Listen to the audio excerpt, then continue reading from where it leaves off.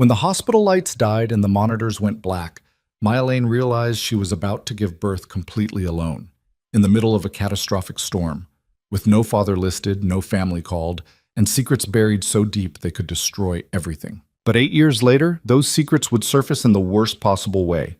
When the most dangerous man she'd ever loved appeared at her son's school, proving that some truths can't stay hidden forever, and some men won't stop until they reclaim what's theirs. If you're hooked, stay with me until the end.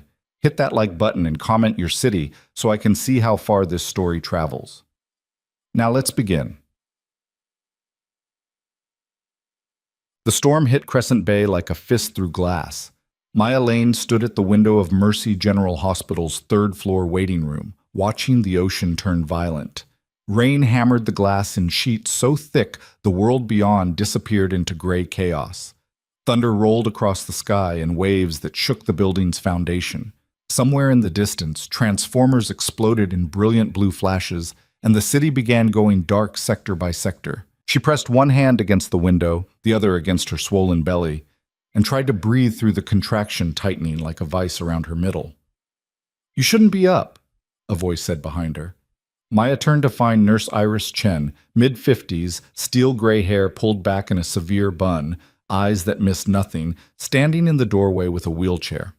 "I can't sit still," Maya said, her voice tight. "The contractions are getting closer." "I know." Iris moved into the room with the calm efficiency of someone who'd delivered 1,000 babies and feared nothing. "That's why you need to be in a delivery room, not watching the apocalypse." Maya almost laughed. Almost. But another contraction hit, and she doubled over, gripping the window frame. Iris was there immediately, strong hands supporting her. "Breathe, honey. In through your nose, out through your mouth. That's it." When the pain ebbed, Maya straightened slowly. "How bad is it? The storm, I mean." "Bad enough that we've sent non-essential staff home and we're running on generators." Iris guided her toward the wheelchair. "But we've been through worse. You're safe here." Safe. The word felt like a lie in Maya's mouth. She'd spent 9 months running from safety, hiding from it, because safety had teeth and a beautiful, deadly smile. She lowered herself into the wheelchair, and Iris began pushing her down the hallway. The hospital had an eerie quality in the storm's grip, fluorescent lights flickering, the usual bustle replaced by tense efficiency. Staff moved quickly, quietly, preparing for emergencies. "How far apart are the contractions?" Iris asked. 4 minutes? Maybe less. "And you're sure there's no one we should call? No family? No one." Maya's voice came out harder than she intended. She softened it. "It's just me and the baby." Iris didn't press. That was one of the things Maya appreciated about her. In the 3 weeks since Maya had shown up at Mercy General with nothing but a hastily packed bag and cash for the delivery, Iris had asked the bare minimum of questions. She'd taken one look at Maya, 8 months pregnant, exhausted, clearly running from something, and simply said, "Let's get you registered." The registration had been minimal. Maya Lane, 28 years old, no permanent address, no insurance, no father listed, cash payment. Iris had processed it all without judgment, and when the administrator had pushed for more information, Iris had shut it down with a look that could freeze fire. Now, as they moved through the hospital's increasingly chaotic corridors, Maya wondered if Iris suspected the truth. If she knew that Maya Lane wasn't even Maya's real name, that the baby's father wasn't absent, he was dangerous. That Maya had spent the last 9 months erasing herself from existence because loving Damien Voss meant living in his shadow, and shadows in his world had a habit of swallowing people whole. They reached the delivery wing just as the lights flickered and died. For 3 heartbeats, the world went pitch black. Maya's breath caught. Then the emergency generators kicked in, bathing everything in harsh, stuttering light. "Backup power," Iris said calmly, though Maya noticed her grip tighten on the wheelchair handles. "We're fine."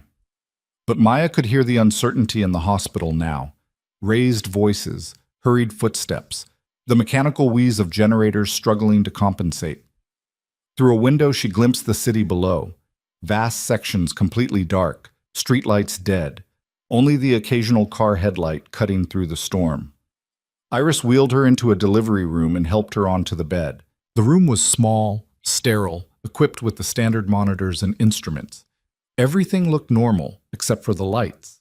They flickered constantly, casting unstable shadows. "Let me check your progress," Iris said, pulling on gloves. Maya lay back, staring at the ceiling tiles while Iris conducted the examination. Another contraction built, and she gripped the bed rails, breathing through it. "You're at 7 centimeters, Iris announced. "Moving fast. I'll page Dr. Morrison." "Is he here? In the hospital?" "She. Dr. Sarah Morrison. And yes, she's on tonight." Iris moved to the wall phone, lifted it, frowned, and pressed the button several times. "Phone's dead. I'll find her myself. Don't go anywhere." She disappeared into the hallway, leaving Maya alone with the flickering lights and the sound of rain hammering the windows. Maya closed her eyes and let herself remember, just for a moment, the last time she'd felt safe. 10 months earlier, a different city, a different life. Maya had been working the evening shift at Lacey's, an upscale restaurant where the tips were good and the clientele were better at pretending their money was legitimate. She'd been a server there for 2 years, good enough at her job that management left her alone, invisible enough that the regulars didn't bother learning her name. Then Damien Voss walked in. She'd known who he was immediately. Everyone in the city knew the Voss name: old money, real estate empire, connections that ran through every level of power. What people whispered about was everything beneath the surface: the businesses that operated in the spaces between legal and not, the protection that money couldn't buy but fear could, the way problems disappeared when Damien Voss wanted them gone. He'd been seated in her section, dark suit, darker eyes, the kind of presence that made the air feel heavier. His associate, a mountain of a man named Victor, sat across from him, but Damien's attention fixed on Maya the moment she approached. "Good evening," she'd said, falling into her professional script. "Can I start you gentlemen with drinks?" "Macallan 25, Damien said. His voice was low, controlled, the kind of voice that expected obedience. "Neat." "And for you, sir?" Maya asked Victor. "Same." She'd brought the drinks, taken their orders, moved through her routine with practiced ease, but she'd felt Damien watching her, not leering, nothing that crude, just watching, studying. When she'd brought their food, he'd spoken. "You're new." "I've worked here 2 years." "Then I haven't been paying attention." He'd smiled then, and Maya had felt something shift in her chest. "I'm correcting that now." She should have walked away, should have kept the professional distance she maintained with every customer. Instead, she'd said, "Is that a threat or a promise?" His smile had widened. "Which would you prefer?" That was how it started. A conversation that lasted 3 minutes but felt like 30. An exchange of names, hers probably fake even then, his carrying weight that made her pulse quicken. An invitation to dinner that she should have refused, she'd accepted. The next 6 months were a blur of intensity Maya had never experienced. Damien pursued her with the same focused determination he applied to everything, completely, without hesitation, as if she were a prize worth claiming. And Maya, who'd spent her adult life staying invisible, found herself seen in ways that terrified and thrilled her. He took her to restaurants where they didn't have menus, just chefs who prepared whatever he requested. To private clubs where champagne flowed and everyone seemed to know him, but no one approached unless invited. To his penthouse overlooking the city, where floor-to-ceiling windows made her feel like they were floating above the world. He never hid what he was, never pretended his money came from legitimate sources alone. But he also never brought violence to her door. He kept her separate, protected, a part of his life that remained untouched by the darkness. "You're different from everyone else," he'd told her once, lying in his bed at 3 a.m, his fingers tracing patterns on her bare shoulder. "Everyone wants something from me. Money, power, protection. You just want me." "Is that so hard to believe?" Maya had asked. "Yes." His voice had gone quiet. "Because I'm not sure there's enough me left under everything else." She'd kissed him then, and for a while they'd both stopped talking. Maya had known it couldn't last. She'd known that loving Damien Voss meant accepting a certain amount of danger, that his world had rules she didn't understand and consequences she couldn't predict. But she hadn't expected pregnancy. The test had been positive on a Tuesday morning. She'd stared at the 2 pink lines in her bathroom, feeling her entire world tilt. She'd spent the whole day trying to figure out how to tell Damien, rehearsing conversations, imagining outcomes. She'd never gotten the chance. That night, Victor had shown up at her apartment alone. His face had been grim, and Maya's stomach had dropped before he'd even spoken. Damien's gone, Victor had said. There was an ambush, coordinated attack. I got him out, but barely. He's alive, but he can't come back. Not for a while. Maybe never. Where is he? I can't tell you that. He can't contact you, Maya. If his enemies think you matter to him, they'll use you. You need to disappear. Tonight. I'm pregnant. Victor had closed his eyes. Does he know? No. Don't tell him. Don't contact him. If you love him, disappear and stay disappeared. It's the only way to keep you both safe. He'd given her cash, enough to start over, and an envelope with a single burner phone number. Emergency only. If you use it, burn it immediately after. Then he'd left, and Maya had sat in her apartment staring at the positive pregnancy test and the stack of cash, trying to figure out how her life had become a crime thriller. She'd left that night, took only what fit in 2 bags, left no forwarding address, and drove until her car ran out of gas in a small coastal town called Haven's Rest. She'd sold the car, rented a tiny apartment, and started building a new life from scratch. And she'd never contacted Damien, not when the pregnancy got difficult, not when she'd felt terrifyingly alone at 3 a.m, wondering if she could do this, not even when the baby kicked for the first time and she'd wanted so badly to share that moment with someone who would understand what it meant. Because Victor had been right. Loving Damien Voss meant accepting that some loves were too dangerous to sustain, that some children were safer never knowing their fathers, that some secrets had to stay buried. But Maya opened her eyes as another contraction hit, this one stronger than the others. She gripped the bed rails and breathed through it, counting seconds until it passed. The lights flickered again. Through the window, she could see the storm intensifying, wind bending trees nearly horizontal, rain coming down in solid walls. The generators made a grinding sound that didn't inspire confidence. Iris returned with Dr. Morrison, a woman in her early 40s with tired eyes and steady hands. She wore scrubs and an expression of professional calm that barely masked concern. Maya, I'm Dr. Morrison. Iris tells me you're progressing quickly. She moved to the bed, checking the monitors that were struggling to maintain stable readings. How are you feeling? Like I'm about to give birth in a disaster movie, Maya said. Dr. Morrison smiled. Fair assessment. Let me examine you. The examination was quick, efficient. When Dr. Morrison finished, her expression had shifted to something more urgent. You're at 9 centimeters. This baby's coming fast. She looked at Iris. Get the delivery kit ready and find out what's happening with the generators. Iris nodded and disappeared again. Dr. Morrison pulled up a stool beside the bed. Maya, I'm not going to sugarcoat this. The storm's worse than expected, and our backup power is unstable. We're equipped to handle delivery, but if complications arise, we might have limited options. What kind of complications? The usual concerns, hemorrhaging, fetal distress, need for emergency intervention. Under normal circumstances, we'd have full power, full staff, full resources. Tonight, we have what we have. Maya felt fear spike through her, sharp and cold. Can we wait? Until the power's more stable? Babies don't wait for convenient timing, Dr. Morrison said gently. And from what I'm seeing, this one's coming whether we're ready or not. Another contraction hit, and this time Maya couldn't suppress the cry that escaped her. The pain was different now, deeper, more insistent, her body taking over with an agenda of its own. Dr. Morrison checked the monitor. That's normal. Your body's doing what it needs to do. Iris returned, pushing a cart loaded with supplies. Generators are holding, but barely. Main hospital's on limited power. They're prioritizing ICU and surgery. We're on our own then, Dr. Morrison said. It wasn't a question. Not the first time. Iris began arranging instruments with practiced efficiency. Not the last.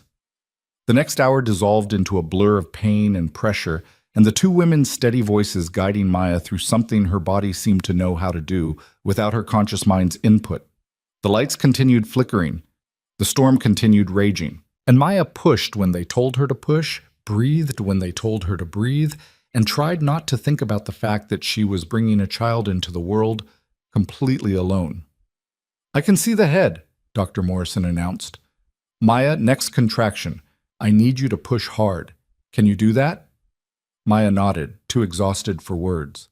The contraction built like a wave, and she pushed with everything she had left. The pressure was enormous, overwhelming, and then, "That's it!" Iris exclaimed. "Heads out! One more, honey, one more, and you meet your baby."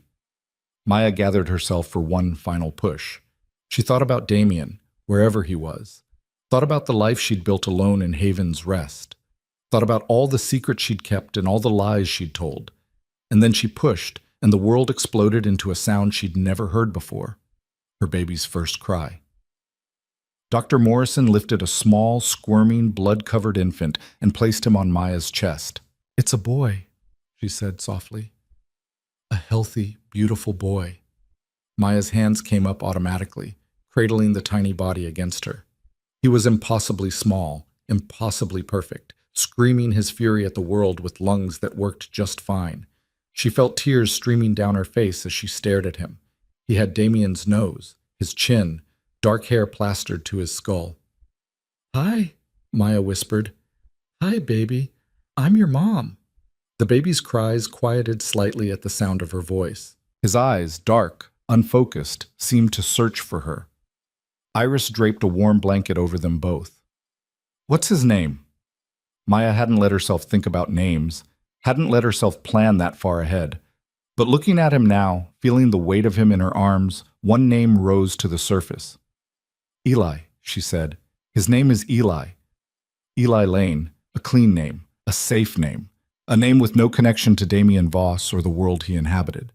Doctor Morrison finished the delivery, checked Maya for complications, and declared everything normal. Iris cleaned and weighed Eli, 7 pounds, 3 ounces, then returned him to Maya's arms. "You did great," Iris said. "Both of you." Maya cradled Eli close, breathing in the newborn smell of him, feeling his tiny heart beating against her chest. Outside, the storm raged on, but in this small room, everything felt still, quiet, almost peaceful. "The birth certificate," Maya said suddenly. "I need to sit." "We'll handle it in the morning," Iris interrupted gently. "For now, just rest." But Maya couldn't rest. Not yet. "The father section, it needs to stay blank." Dr. Morrison and Iris exchanged a glance. "Maya," Dr. Morrison said carefully, "we need to ask. Is there any danger? Anyone we should be concerned about?" "No." Maya shook her head. "There's no one, it's just us." Another lie, but one she had to tell, for Eli's sake. Iris seemed to read something in Maya's face. She moved closer, her voice dropping low. "If you need help disappearing, really disappearing, I know people." Maya looked up sharply. "What?" "I've been doing this a long time, honey. I've seen women in situations they couldn't talk about. Women who needed to vanish for their own safety, for their children's safety." Iris glanced at Dr. Morrison, who tactfully moved to the other side of the room. "If that's your situation, I can help. No questions asked."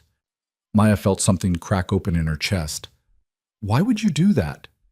"Because every child deserves a chance to grow up safe," Iris said simply, "and because I can."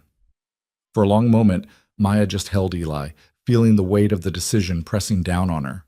She thought about Damien, about Victor's warning, about the life she'd left behind. She thought about the life she could give Eli if no one ever knew who his father was.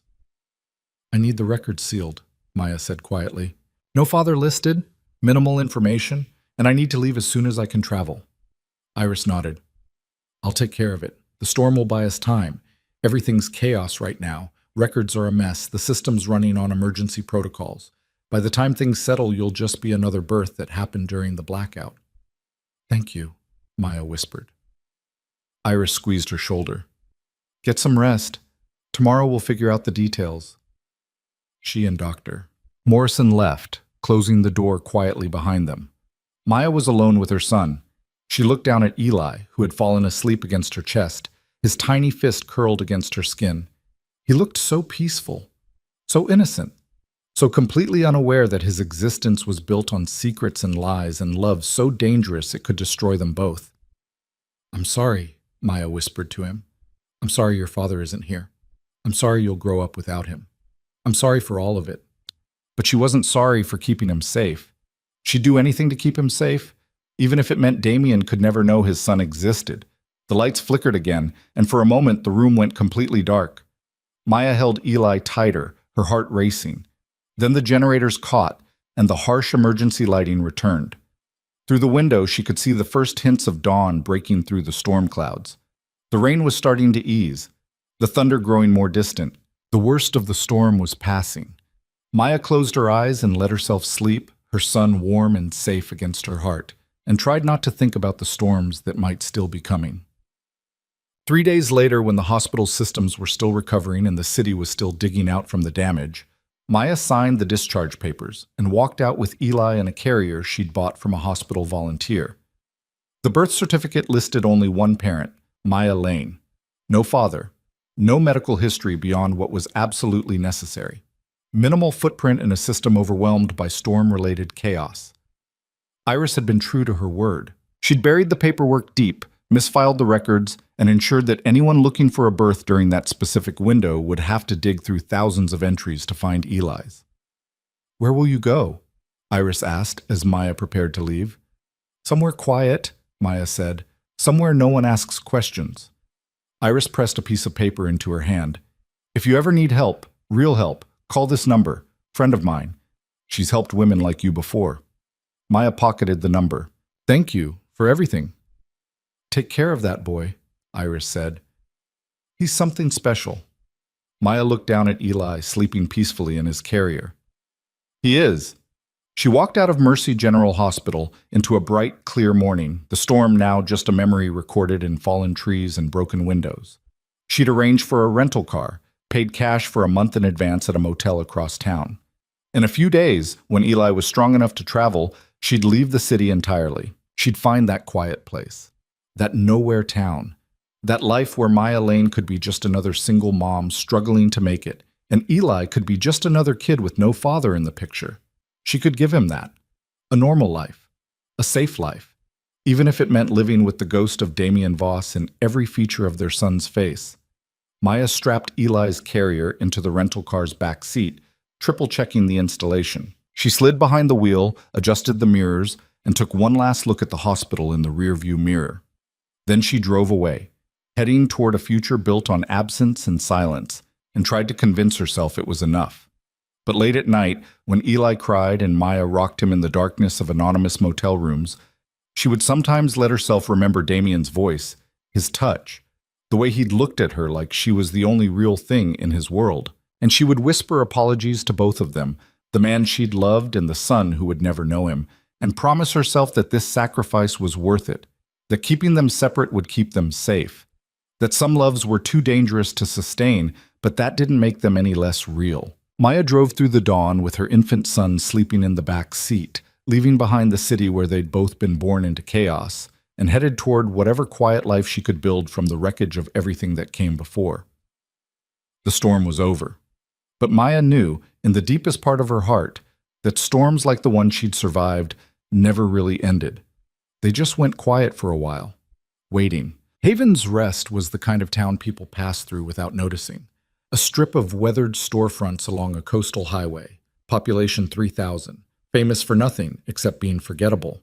It had a diner that served breakfast all day, an elementary school that fed into a regional middle school 20 miles away, and a general store run by a woman named Pearl who knew everyone's business but kept most of it to herself. Maya found a rental house 3 blocks from the ocean, small, drafty, with windows that rattled in the wind and plumbing that groaned at inconvenient hours. The landlord, a retired fisherman named Jim, asked for first and last month's rent in cash and didn't bother with references. "You running from something?" he'd asked, direct as a hammer. "Bad relationship," Maya had answered, which was true enough in the ways that mattered. Jim had nodded like he'd heard it before. "Town's quiet. People mind their business. You need anything fixed? Call me. Otherwise, I'll leave you alone." That was 8 years ago. Now, Maya stood in the same kitchen where she'd heated Eli's first bottle, watching her son eat cereal at the table while morning light streamed through windows she'd learned to weatherproof herself. Eli had grown into a lean 8-year-old with dark hair that never laid flat and eyes that saw too much. He sat with perfect posture, reading the back of the cereal box with the kind of focus most kids reserved for video games. You're going to memorize the ingredients, Maya said, pouring coffee into a chipped mug. Already did. Eli didn't look up. Did you know there's more sugar in this than in a candy bar? That's why it tastes good. That's why it's bad for you, Eli corrected. He finally looked up, and Maya's heart did what it always did when she caught him at certain angles, stumbled over the resemblance to Damien. Can we get the one with the whole grains instead? Since when do you care about whole grains? Since I read that processed carbohydrates cause inflammation and decrease cognitive function. He said it matter-of-factly, like he was discussing the weather. Maya sipped her coffee and wondered, not for the first time, if 8-year-olds were supposed to talk like tiny nutritionists. Eli had always been like this, observant, precise, intense in ways that made other kids keep their distance. The teachers called him gifted and advanced and suggested programs for talented students in larger districts. Maya smiled and declined and kept him exactly where he was, in a small school in a forgettable town where nobody looked too closely. Finish your inflammatory breakfast, Maya said. Bus comes in 10 minutes. Eli ate dutifully while Maya packed his lunch, sandwich, apple, carrots, the chocolate chip cookies she'd baked last night, because even health-conscious 8-year-olds deserved something sweet. She watched him from the corner of her eye, this small person she'd built a life around, and felt the familiar weight of everything he didn't know pressing against her chest. He didn't know his father's name, didn't know his father existed. The few times he'd asked about it, careful questions delivered with the same precision he applied to everything. Maya had given him a story worn smooth from repetition. Your father and I loved each other, but we couldn't be together. He doesn't know about you. It's safer that way. Eli had accepted it the way he accepted most things, with thoughtful consideration and no drama. He'd been 5 then. He hadn't asked again. But Maya saw the question sometimes in the way he studied other kids with their fathers, in the way he went quiet when families gathered at school events, in the way he'd once asked, "Do I look like him?" and then retreated when Maya's expression had given away too much. The bus horn honked outside. Eli grabbed his backpack, kissed Maya's cheek with the quick efficiency of someone who'd rather be reading, and headed for the door. "Eli," Maya called. He turned back. "I love you." He smiled, a real smile, the kind that made him look exactly like the 8-year-old he was instead of the 40-year-old he sometimes seemed. "Love you too, Mom." Then he was gone, and Maya was alone in the quiet house with her coffee and her secrets. She'd built a good life here.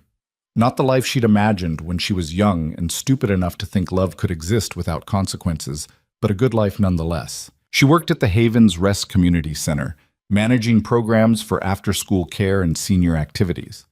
The pay was modest but steady, the work satisfying in simple ways. She'd made friends, careful friendships that didn't require deep history. She'd created routines that felt safe. And every night after Eli fell asleep, she allowed herself exactly 5 minutes to remember Damien, to wonder where he was, if he was alive, if he ever thought about the waitress who'd disappeared 8 years ago. Then she locked those thoughts away and focused on the present, because the present was all she could afford. Her phone buzzed, text from Shayna, her coworker at the community center. "Can you cover setup for seniors' lunch? Marcus called in sick." Maya texted back, "Sure, be there in 20. "B?" She rinsed her coffee mug, grabbed her keys, and headed out into a morning that felt exactly like every other morning in Haven's Rest. Calm, predictable, safe. She had no way of knowing that 300 miles away, in a private office with bulletproof windows and security that made Fort Knox look accessible, a man was staring at a medical record that had just surfaced from a misfiled archive, and that the world she'd built was about to come apart. The Havens Rest Community Center occupied a converted church on Maple Street. The stained glass windows remained, casting colored light across the main hall, where seniors gathered for potluck lunches and kids came for after-school programs. Maya had worked there for 6 years, long enough that people stopped seeing her as the mysterious single mom and started seeing her as just Maya, reliable, quiet, good with the elderly residents who needed patient conversation, and the energetic kids who needed structured chaos. She spent the morning setting up tables and heating the donated casseroles that appeared like clockwork every Tuesday. The seniors arrived promptly at noon, a rotating cast of about 20 regulars who treated the lunch like a social event worthy of planning. Pearl from the general store held court at the center table, dispensing gossip with the precision of a news anchor. Did you hear the Hendersons are selling their house? Third one on that street this year. Property values must be going up. Or down, countered Frank, a retired postal worker who disagreed with Pearl on principle. People leaving usually means something's wrong. People leaving means they're retiring to Florida like sensible humans, Pearl shot back. Maya refilled coffee cups and half listened to the familiar arguments. This was the rhythm of Haven's Rest, small dramas, smaller stakes, nothing that required more than surface engagement. It was exactly what she needed. Her phone buzzed again. Text from the school. Eli had a minor incident at recess. He's fine.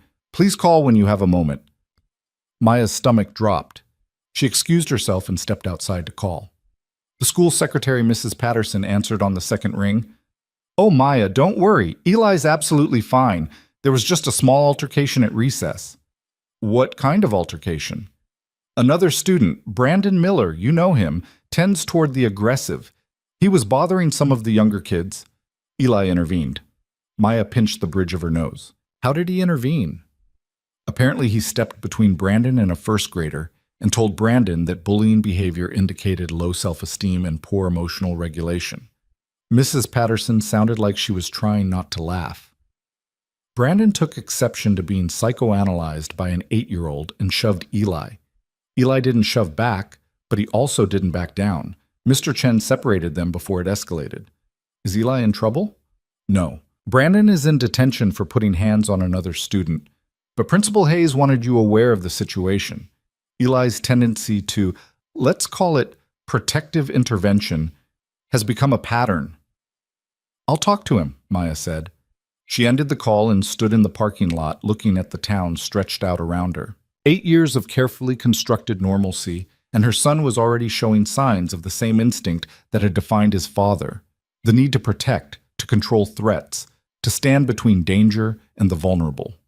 She wondered if it was genetic, if you could inherit protectiveness the way you inherited eye color. If Damien's blood ran so strong in Eli that it shaped his choices even without any conscious knowledge of where he came from. The thought terrified her. That afternoon, Maya picked Eli up from school instead of letting him take the bus. He climbed into her aging Honda without protest, backpack clutched against his chest. Mrs. Patterson called, Maya said, pulling into traffic. I figured. Eli stared out the window. Am I in trouble? That depends. Want to tell me what happened? Brandon Miller was throwing rocks at the first graders. Little kids, Mom. They were scared. Someone had to do something. Someone meaning you? Someone meaning anyone, but no one else was doing anything. So, yeah, me. Maya drove in silence for a moment, trying to figure out how to explain that heroism came with costs, that standing out invited attention, that the best way to stay safe was to stay invisible. Eli, I understand why you did it, but you can't make yourself a target. So I should just let bullies hurt people? You should tell a teacher. By the time I found a teacher, the little kids would have been hit with rocks. His voice stayed calm, logical, maddeningly reasonable. Sometimes you have to act fast. You taught me that. When did I teach you that? You didn't say it out loud, but you live it. You see someone struggling at the community center, you help them. You don't wait for someone else to notice. You just do it. Maya felt something crack in her chest. That's different. How? Because I'm an adult and you're 8. So when I'm an adult, it'll be okay to protect people? Eli, I didn't hit him, Mom. I just stood in front of the kids and told him to stop. That's all. Is that really so bad? Maya pulled into their driveway and put the car in park. She turned to look at her son, this small person with Damien's eyes and Damien's instincts, and none of Damien's understanding of how dangerous those instincts could be. It's not bad, she said quietly. It's actually really good. I'm proud of you for wanting to protect people, but I need you to understand that standing out, being the one who intervenes, it makes you visible. And sometimes being visible isn't safe. Eli studied her with an intensity that made him seem far older than 8. Are we hiding from something? The question hit like a punch. What? We've lived here my whole life. You've never mentioned family? We've never gone anywhere. You always pay cash for everything. You get weird when I ask about my father. He spoke without accusation, just observation. It seems like maybe we're hiding. Maya's hands gripped the steering wheel. We're not hiding. We're just private. Private is when you don't share things. Hiding is when you're afraid of being found. Eli's voice stayed gentle. Which one is it? For a long moment, Maya couldn't speak. Then she forced herself to smile, to touch Eli's cheek, to push everything down where it belonged. Private, she said firmly. We're just private people who value our quiet life, okay? Eli nodded, but Maya saw the skepticism in his eyes. He was too smart, too observant. 8 years old and already putting pieces together that she'd hoped would stay scattered forever. They went inside. Eli disappeared into his room to do homework. Maya started dinner and tried not to think about the fact that her son was beginning to ask questions she couldn't answer without destroying everything they'd built. That night, after Eli went to bed, Maya sat on the porch with a glass of wine and watched the ocean in the distance. The rhythmic sound of waves had become a kind of meditation over the years, constant, predictable, safe. Her phone rang. Unknown number. Maya's pulse spiked. She almost didn't answer. Unknown numbers meant uncertainty, and uncertainty meant danger. But it could also be work, or school, or a dozen other harmless things. She answered. Hello? Silence. Then, Maya. The voice hit her like a physical blow, deep, controlled, unmistakable even after 8 years of silence. Damien. Maya's wine glass slipped from her hand and shattered on the porch. How did you— We need to talk. His voice carried the same quiet authority she remembered, but there was something else underneath it now, something sharp. About our son. The world tilted. Maya gripped the porch railing, her heart hammering so hard she could barely hear over it. I don't know what you're talking about. Yes, you do. A pause. His name is Eli. He's 8 years old, born during a blackout at Mercy General Hospital. You listed no father on the birth certificate. You disappeared 3 days later and buried the records so deep they took me 8 years to find. Maya couldn't breathe. How? Hospital archive, misfiled during the storm. Surfaced last week during a system consolidation. Victor's been tracking unusual activity from that night. He never stopped looking after the ambush. When the archive appeared, he found the entry. Birth time matched my timeline. Mother's description matched you. No father listed. His voice hardened. I had DNA collected from the hospital's storage. Ran comparison with samples from my medical records. 99.9% match. You had no right. I had every right. He's my son. You disappeared. The words exploded out of Maya. Victor told me you were gone, that contact would put me in danger, that I needed to vanish, so I did. I protected our— She caught herself, but too late. Our son, Damien finished. Say it, Maya. Our son. Maya closed her eyes. 8 years of secrets, gone in one phone call. Where are you? Close enough. I want to meet him. No. That's not your decision to make alone. I've made every decision alone for 8 years. Maya's voice shook. You think you can just appear now and claim parental rights? You think DNA makes you a father? I think keeping my son from me makes you a liar. His voice went cold. I understand why you ran. Victor told me what he said to you. He thought he was protecting us both. He was wrong. He was right. Your world is violent and dangerous, and I would have kept you safe, both of you, if you'd trusted me. I did trust you. Maya felt tears starting. That's why I left. Because I loved you too much to let your enemies use our child against you. Silence stretched between them, loaded with 8 years of absence and anger and grief. When Damien spoke again, his voice had softened slightly. I looked for you. For 2 years, I had people searching. Then I had to accept you didn't want to be found. I never stopped thinking about you. I never stopped thinking about you either, Maya whispered. But that doesn't change anything. You can't just walk back into our lives. I'm not walking. I'm standing still, giving you time to accept what's coming. But I will meet my son, Maya. We can do this cooperatively, or we can do it through lawyers. Your choice. If you bring lawyers, if you make this public, you'll expose us. Expose Eli. Then don't make me bring lawyers. Let me meet him. Let me be part of his life. Let me protect both of you the way I should have been doing all along. Maya wanted to scream, to throw the phone, to run the way she'd run 8 years ago, but she was tired. So tired of running, of hiding, of looking over her shoulder. I need time, she said finally. You have 3 days. After that, I'm coming to Haven's Rest whether you're ready or not. How do you know where? I've known for 4 days. I've been watching. Eli's school, your work, your house. I wanted to see what kind of life you'd built before I disrupted it. The thought of Damien watching them without her knowledge made Maya's skin crawl. You've been here? In town? Nearby, I've seen Eli, Maya. I've seen him laugh with his friends, concentrate on his homework, stand up to bullies twice his size. He's extraordinary. He's 8. He's mine. Damien's voice carried absolute conviction. And I've missed 8 years I can't get back. I won't miss any more. If you approach him, if you tell him who you are, I won't, not without you. But Maya, I will meet my son. 3 days. The line went dead. Maya sat on the porch surrounded by broken glass and tried to breathe. 8 years.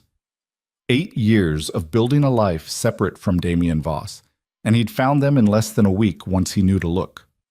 She thought about running again, grabbing Eli and disappearing into a new town, a new identity, a new life. But she was so tired of running. And Damien was right about one thing. DNA made Eli his son whether Maya wanted to acknowledge it or not. She cleaned up the broken glass with shaking hands and went inside. Eli's door was closed, soft light showing underneath. She pressed her palm against it and whispered, I'm so sorry, baby. I tried to keep you safe. Then she went to her own room and spent the night staring at the ceiling, trying to figure out how to tell her 8-year-old son that the father he'd never known was coming to claim him. The next 3 days passed in a fog of dread and preparation. Maya tried to act normal, made breakfast, packed lunches, went to work, picked Eli up from school. But every moment felt weighted, like she was moving through water. She saw Damien everywhere, in every dark sedan that passed too slowly, in every stranger who looked too long, in the reflection of her son's face every time he turned toward her. On the morning of the 3rd day, Maya called in sick to work and kept Eli home from school. She made pancakes, his favorite, and tried to figure out how to start a conversation that would shatter his understanding of the world. Mom, you're acting weird, Eli said, dousing his pancakes in syrup. I'm fine. You've been weird for 3 days, and you never let me skip school. He studied her with those 2 observant eyes. What's wrong? Maya sat down across from him. Her hands were shaking. Eli, I need to tell you something about your father. Eli's fork stopped halfway to his mouth. Okay. He didn't know about you. When I left, I was pregnant, but I never told him. I thought it was safer that way, for both of us. Why wasn't it safe? Because he has a complicated life, dangerous sometimes, and I thought keeping you separate from it would protect you. Eli set down his fork carefully. Does he know now? Yes. How? He found medical records from when you were born. He figured it out. And what does he want? Such a simple question, such impossible answers. He wants to meet you, Maya said. Eli absorbed this with the same careful consideration he applied to everything. Do you want me to meet him? I don't know. Part of me is terrified. Part of me thinks you deserve to know where you come from. What's he like? Maya thought about Damien, brilliant, dangerous, capable of extraordinary gentleness and extraordinary violence, a man who built empires and protected what he loved with absolute ruthlessness. He's intense, she said finally, very smart, very focused. When he cares about something, he cares completely. He's not easy, but he's not bad. Is he coming here? Today. He gave me 3 days to prepare. This is day 3. Eli nodded slowly. Okay. Okay. I've wondered about him my whole life, Mom. You had to know I'd want to meet him eventually.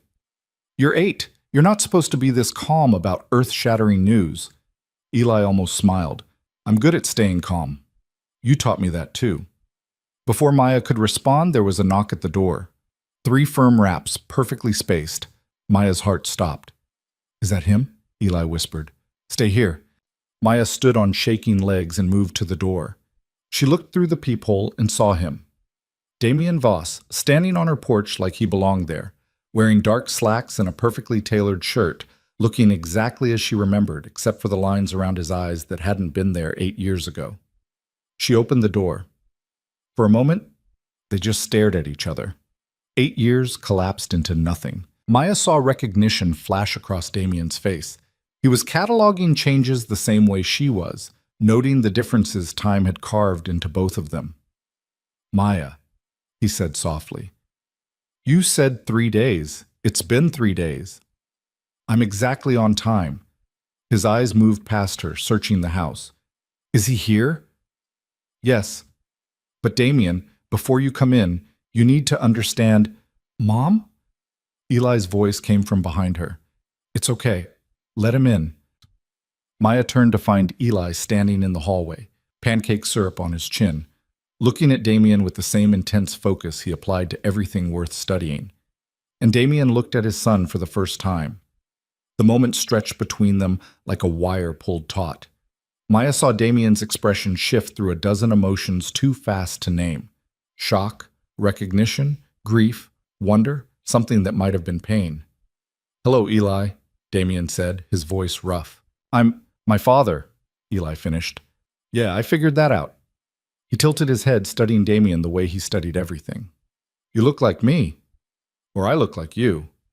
Same thing, I guess. Same thing, Damien agreed. He glanced at Maya, asking silent permission. Maya stepped aside. Come in. Damien entered her small house, and suddenly the space felt different, smaller, more fragile, like his presence changed the fundamental physics of the room. He moved with the same controlled grace Maya remembered, but there was something harder in him now, something that had calcified during the years they'd been apart. You want pancakes? Eli asked. Mom made extras. Damien smiled, a real smile, startled and genuine. I'd like that, thank you. They sat at the kitchen table, this fractured family held together by biology and broken by time, and Maya watched her son and his father meet across a stack of cooling pancakes while her carefully constructed world shifted beneath her feet. And in the careful way Damien looked at Eli, in the protective instinct she saw flickering to life in his eyes, Maya knew that nothing would ever be simple again. Damien cut his pancakes with the precision of a man who'd learned to control every movement, every gesture. He took a bite, chewed thoughtfully, and said, These are excellent. Mom makes them every Saturday, Eli said. Well, usually Saturday. Today's Tuesday, so something's definitely weird. Maya felt Damien's eyes on her, but she kept her attention on her coffee, gripping the mug like it could anchor her to something stable. Your mother told me you're good at noticing things, Damien said. She didn't have to tell you. You've been watching us for 4 days. Eli spoke without accusation, just stating facts. There was a black Mercedes parked across from school on Thursday. Same one near the community center on Friday. Same one that drove past our house Saturday morning. You or someone working for you. Damien's expression shifted to something Maya recognized, surprised respect. Very observant. You weren't trying that hard to hide. If you'd wanted to stay invisible, you would have used different cars, different times, different patterns. Eli took another bite of pancake. So either you're not as good at surveillance as you think, or you wanted us to know you were there. Which do you think it was? The second one. You wanted Mom to feel pressure, to know you were close, to understand you weren't going away. Eli looked at Maya. Did it work? Maya's throat felt tight. Yes. I apologize, Damien said, and he sounded genuine. I didn't mean to frighten you, either of you. I was trying to understand the situation before I complicated it. You complicated it the moment you found us, Maya said quietly. No, I complicated it 8 years ago when I built a life that put the people I loved in danger. Damien set down his fork. I've spent 8 years trying to clean up that life, to create distance from the parts that brought violence, to build something I could bring family into without fear. I wasn't there for your first 8 years, Eli. I'd like to be here for the rest. Eli studied his father with that unsettling intensity. What kind of danger? The kind that comes from power and money and making enemies in the process of acquiring both. Damien didn't sugarcoat it. I run businesses, some legitimate, some less so. People who want what I have sometimes try to take it by force. For a long time, that made anyone close to me a target. Like Mom. Like your mother. When she was pregnant with you, I was ambushed by rivals who wanted me dead. I survived, but barely. My associate Victor convinced her that staying connected to me would put both of you in danger. He wasn't entirely wrong. But he wasn't entirely right either, Eli said. Damien smiled slightly. No, he wasn't. Because the danger I represented was temporary. The men who ambushed me are dead or imprisoned. The organizations that backed them have collapsed. I've spent 8 years systematically removing every threat, every rival, every person who might have reason to hurt me through the people I care about. I'm not completely clean. I never will be. But I'm as close to safe as someone in my position can get. And you want us to just trust that? Maya asked, after 8 years of silence? The silence was your choice, not mine. I looked for you. When I couldn't find you, I accepted that you'd made a decision. I respected it. His eyes held hers. But now I know about Eli, and that changes everything. It doesn't change the fact that your world is dangerous. Everywhere is dangerous, Mom, Eli interjected. Brandon Miller threw rocks at first graders yesterday. Is that safer than what he does? He nodded toward Damien. That's not the same thing. Isn't it? Danger is danger. The only difference is scale. Eli looked between them. I'm not saying I want to move in with him tomorrow. I'm just saying maybe we should know more before we make decisions. Maya stared at her 8-year-old son, wondering when he'd become the rational one in the room. Damien leaned back in his chair, watching Eli with barely concealed pride. You said he was extraordinary. You understated it. He's 8, Maya said weakly. He's brilliant and observant, and apparently more emotionally mature than both of us combined. Damien turned his attention back to Eli. What do you want to know? Eli considered this. Why now? If you've been safe for years, why didn't you look harder? Why give up? The question landed like a punch. Maya saw Damien absorb it, saw something flicker across his face that might have been pain.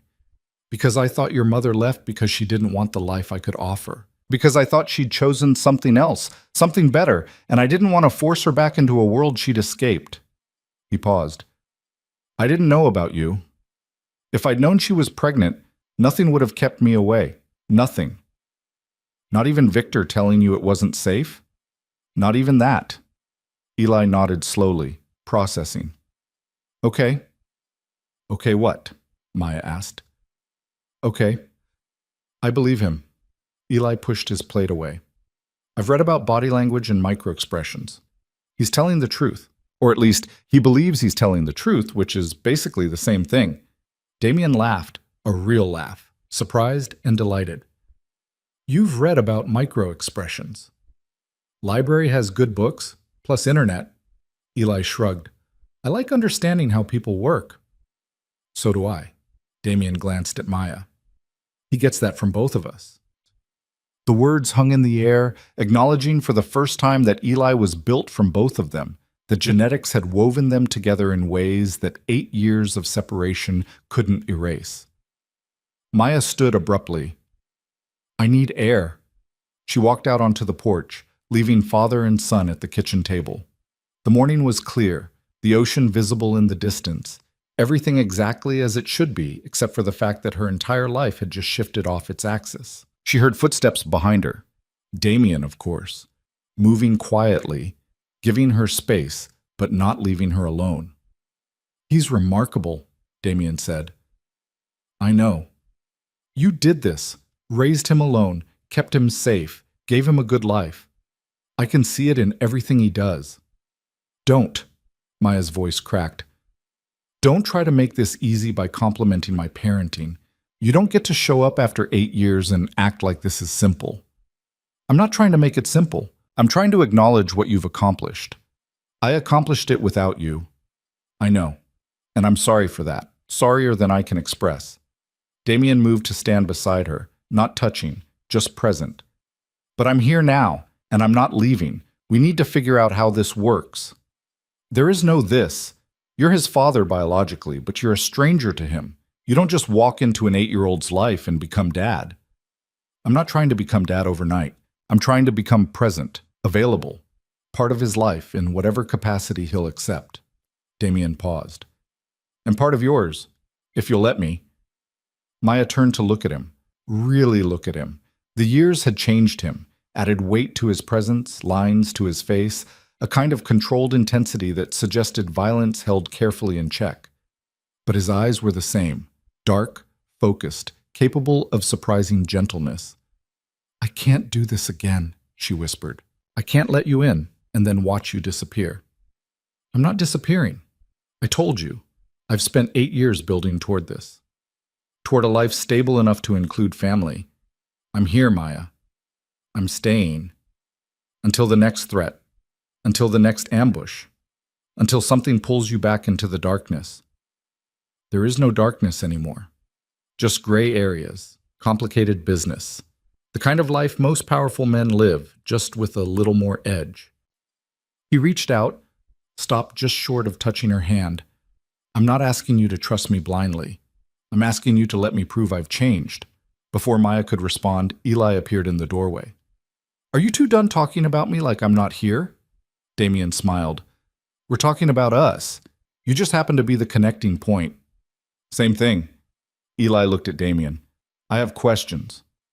"I expected you would. Not about your business or the danger stuff.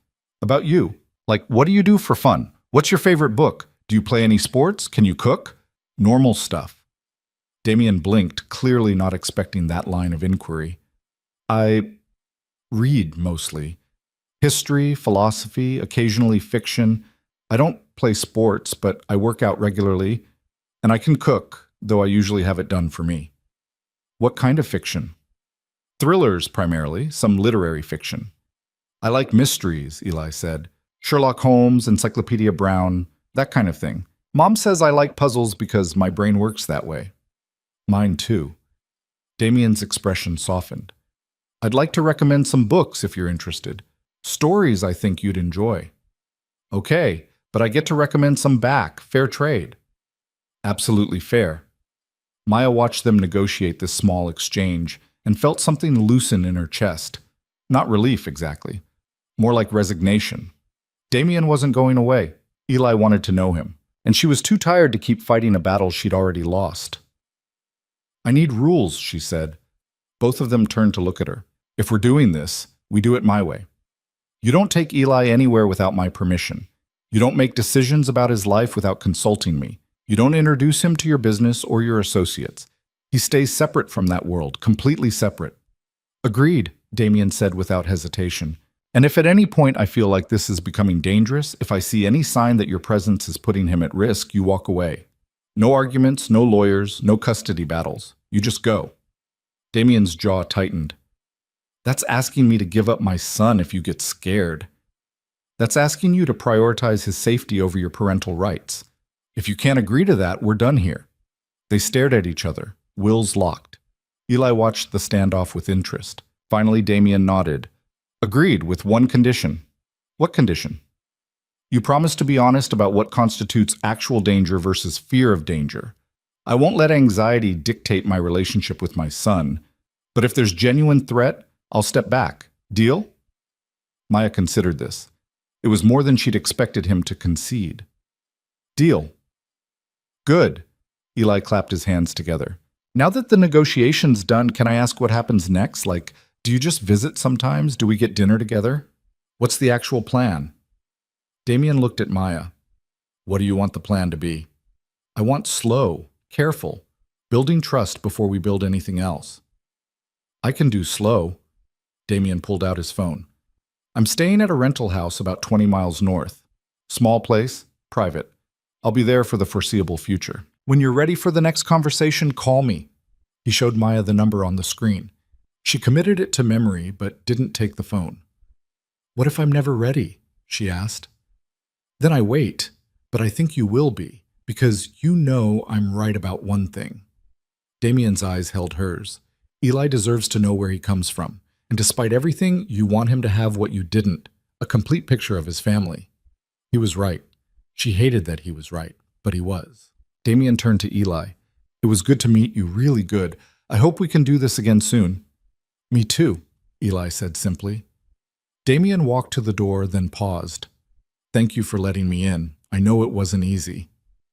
Nothing about this is easy, Maya said. No, but some things worth having rarely are. He left, and Maya watched through the window as he climbed into a black Mercedes, the same one Eli had spotted, and drove away. The house felt emptier without him, which was ridiculous considering he'd only been there an hour. He seems okay, Eli said from behind her. He's dangerous. Lots of people are dangerous. Doesn't mean they're bad. Maya turned to face her son. When did you become so philosophical? I've always been philosophical. You just usually don't notice because you're busy protecting me. Eli moved closer. I know you're scared. I get it. But Mom, I want to know him. I want to understand where half of me comes from. Can you let me have that? Maya pulled Eli into a hug, feeling his small body against hers, still young enough to fit in her arms but growing every day. I'll try. That's all I'm asking. They stood like that for a long moment, mother and son holding on to each other while the world shifted around them. The next week passed in surreal normalcy. Maya went to work, Eli went to school, routines continued as they always had. But underneath the surface, everything had changed. Maya found herself looking for the Mercedes, wondering if Damien was watching. She caught herself almost calling him a dozen times, fingers hovering over the phone before she talked herself out of it. Eli asked casual questions about his father. What did he look like when he was young? Did he play sports in school? What kind of music did he like? Maya answered what she could, which wasn't much. She'd known Damien intensely for 6 months, but there were vast territories of his life she'd never explored. On Saturday morning, Maya's phone rang. Unknown number, but she knew who it was before she answered. Hello, Damien. Maya. I was hoping we could talk. Not about Eli, necessarily, just talk. Why? Because we spent 6 months building something before it fell apart. Because we share a son. Because I miss your voice. He paused. And because I think you might miss mine too, even if you don't want to admit it. Maya walked out to the porch, away from where Eli was reading in the living room. This is complicated. Everything worth having is complicated. You said that when you left. It was true then. It's true now. She heard him shift, heard what might have been wind through a phone speaker. I'm trying to give you space, trying to respect your boundaries. But Maya, I've spent 8 years wondering what happened to you, and now I know you've been here 30 minutes away raising our son alone. I want to understand why. I want to understand you. You know why. Victor told you. Victor told me his version.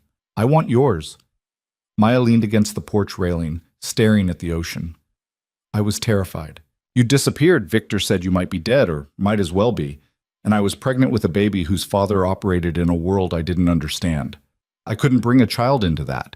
I couldn't make Eli a target before he was even born. So you erased us both. I protected him the only way I knew how. By making sure I could never find you.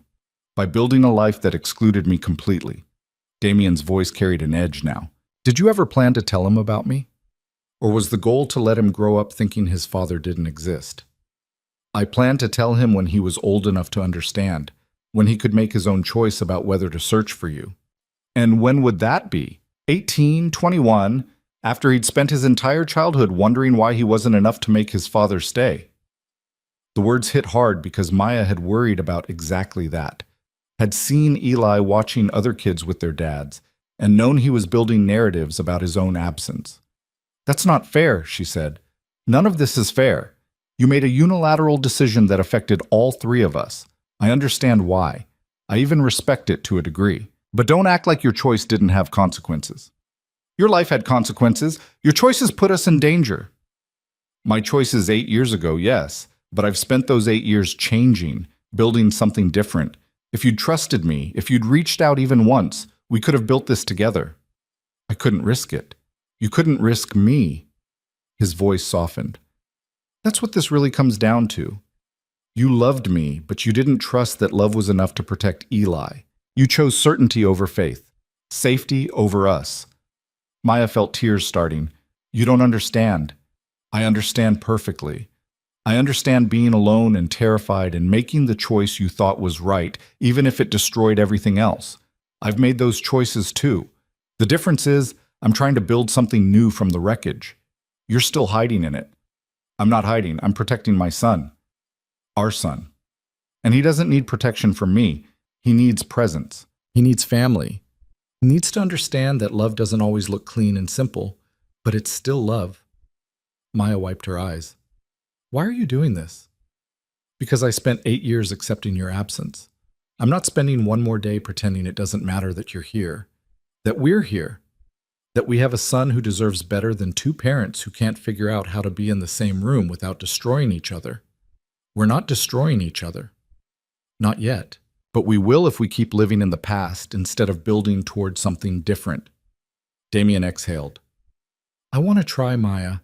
I want to see if what we had is still there underneath all the fear and anger.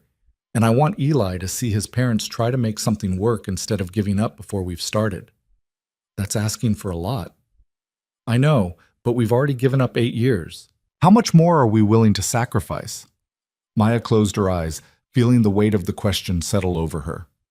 She thought about Eli, about the way he'd looked at Damien with such open curiosity, about the fact that he deserved to see what family could look like when people fought for it instead of running from it. Coffee, she said finally. Tomorrow morning, just us. We talk about how this works. Just us, Damien agreed. Thank you. He hung up and Maya stood on the porch holding her phone, wondering what she'd just agreed to and why some part of her felt lighter for having done it. The next morning, Maya met Damien at a coffee shop in the next town over. Neutral territory where no one from Haven's Rest would recognize her. He was already there when she arrived, sitting at a corner table with 2 cups of coffee in front of him. Black, 2 sugars, he said as she sat down. Unless your preferences have changed. They haven't. Maya took the cup, grateful for something to hold. How did you remember? I remember everything about you. They sat in silence for a moment, drinking coffee and navigating the strange territory of being near each other again. Tell me about the last 8 years, Maya said finally. The real version, not the sanitized one you gave Eli. Damien leaned back in his chair. After the ambush, I disappeared. Victor got me out of the city and into a facility where I spent 3 months recovering. Broken ribs, punctured lung, shattered collarbone. I was lucky to be alive. Victor told me you might be dead. For a while it was touch and go. When I finally stabilized, I realized I needed to change everything. The people who'd come for me were well-funded, well-connected, and motivated by the kind of hatred that doesn't fade. So I started systematically dismantling their operations. It took 2 years, but I destroyed every organization that had supported the attack. Destroyed how? Financial strangulation, legal pressure, strategic information leaks to law enforcement, and when necessary, direct confrontation. His eyes met hers. I won't pretend it was bloodless, but it was surgical, precise. And when it was done, the people who'd wanted me dead were either in prison or scattered to the point of irrelevance. And then I rebuilt, sold off the questionable businesses, invested in legitimate ventures, created distance between myself and the criminal elements that had defined my early career. I still operate in gray areas, that's unavoidable in my world, but I'm not the man I was 8 years ago. I'm not the man Victor thought was too dangerous for you. Maya studied him. Why now? Why spend 8 years changing if you thought I was gone? Because I wanted to be someone who deserved you, even if I never saw you again. Because I wanted to prove to myself that I was more than the violence that had defined me. And because somewhere in the back of my mind, I hoped you'd come back. That you'd hear I'd changed and give me another chance. I didn't come back. No. But I found you anyway. And I found something I never expected. A son who represents the best parts of both of us. A reason to keep being better. Maya felt something crack in her chest. I wanted to tell you. So many times, I almost called that emergency number Victor gave me. But I was terrified that contact would bring everything crashing down. It might have. 8 years ago, Victor was right to worry, but he should have told me. He should have given me the choice. Would you have stayed away if he had? Damien didn't hesitate. No, I would have found a way to protect you both while staying present. It wouldn't have been easy, but I would have done it. That's what I was afraid of. That you'd try to protect us and get yourself killed in the process. That Eli would grow up knowing his father died trying to keep him safe. I couldn't live with that. So you chose absence over risk. Yes. Damien reached across the table and took her hand. The touch sent electricity through her, familiar and foreign, all at once. I understand why you made that choice. I even respect it. But Maya, we can't live in the past anymore. We have to decide what comes next. What do you want to come next? I want to know my son. I want to be part of his life in real, meaningful ways. I want him to understand where he comes from and who I am, flaws and all. He paused. And I want to see if there's still something between us worth rebuilding. Maya's breath caught. Damien, I'm not asking for promises. I'm not asking you to fall back into my arms like 8 years didn't happen. I'm asking if you're willing to see if what we had can survive everything that's tried to kill it. What if it can't? Then we figure out how to co-parent with respect and distance. But what if it can? What if underneath all the fear and anger, we're still the same people who couldn't stay away from each other? His thumb traced circles on her palm. Don't you want to know? Maya did want to know. That was the terrifying part. 8 years of building walls, and Damien had walked through them in less than a week. We go slow, she said. We prioritize Eli, and if this becomes destructive, we stop. Agreed. And you have to be honest with me. About your business, about threats, about everything. No more secrets. No more secrets, Damien promised. They finished their coffee while negotiating the details. When Damien could see Eli, what activities they'd do together, how they'd navigate questions from school and neighbors. It was practical, methodical, and entirely insufficient for addressing the emotional complexity underneath. But it was a start. As Maya drove home, she called Shayna from the community center. I need advice. About what? About whether I'm making a huge mistake. Does this have to do with the mysterious man who's been watching you all week? Maya's heart stopped. You noticed? Honey, everyone noticed. Black Mercedes, professionally dressed, watches you like you're the only person in the world. Either you're being stalked or you've got a situation. Which is it? It's Eli's father. Silence. Then, the one who didn't know Eli existed? He knows now. And he's here because he wants to be part of Eli's life, and maybe part of mine. And you're calling me because you need someone to tell you this is insane, or because you need someone to tell you it's okay. Maya pulled into her driveway and sat in the car. I don't know. Do you still love him? I never stopped. Does Eli like him? Yes. Weirdly, immediately, yes. Then what's the problem? The problem is his life is dangerous and complicated, and yours has been safe and simple and lonely for 8 years, Shayna interrupted. Look, I don't know this guy, but I know you. And I know you've been holding your breath since you moved here, waiting for something to go wrong. Maybe instead of waiting for disaster, you try living. Maya closed her eyes. What if living brings disaster? What if it doesn't? What if it brings family and love and all the messy, complicated, beautiful things you've been denying yourself? Shayna's voice softened. You can't protect Eli from everything, Maya. At some point, you have to trust that the foundation you've given him is strong enough to handle complexity. When did you get so wise? I've always been wise. You've just been too scared to listen. Maya ended the call and went inside to find Eli at the kitchen table with a notebook, writing something with intense concentration. What are you working on? She asked. Questions for Damien, about his business, his life, his choices. Eli looked up.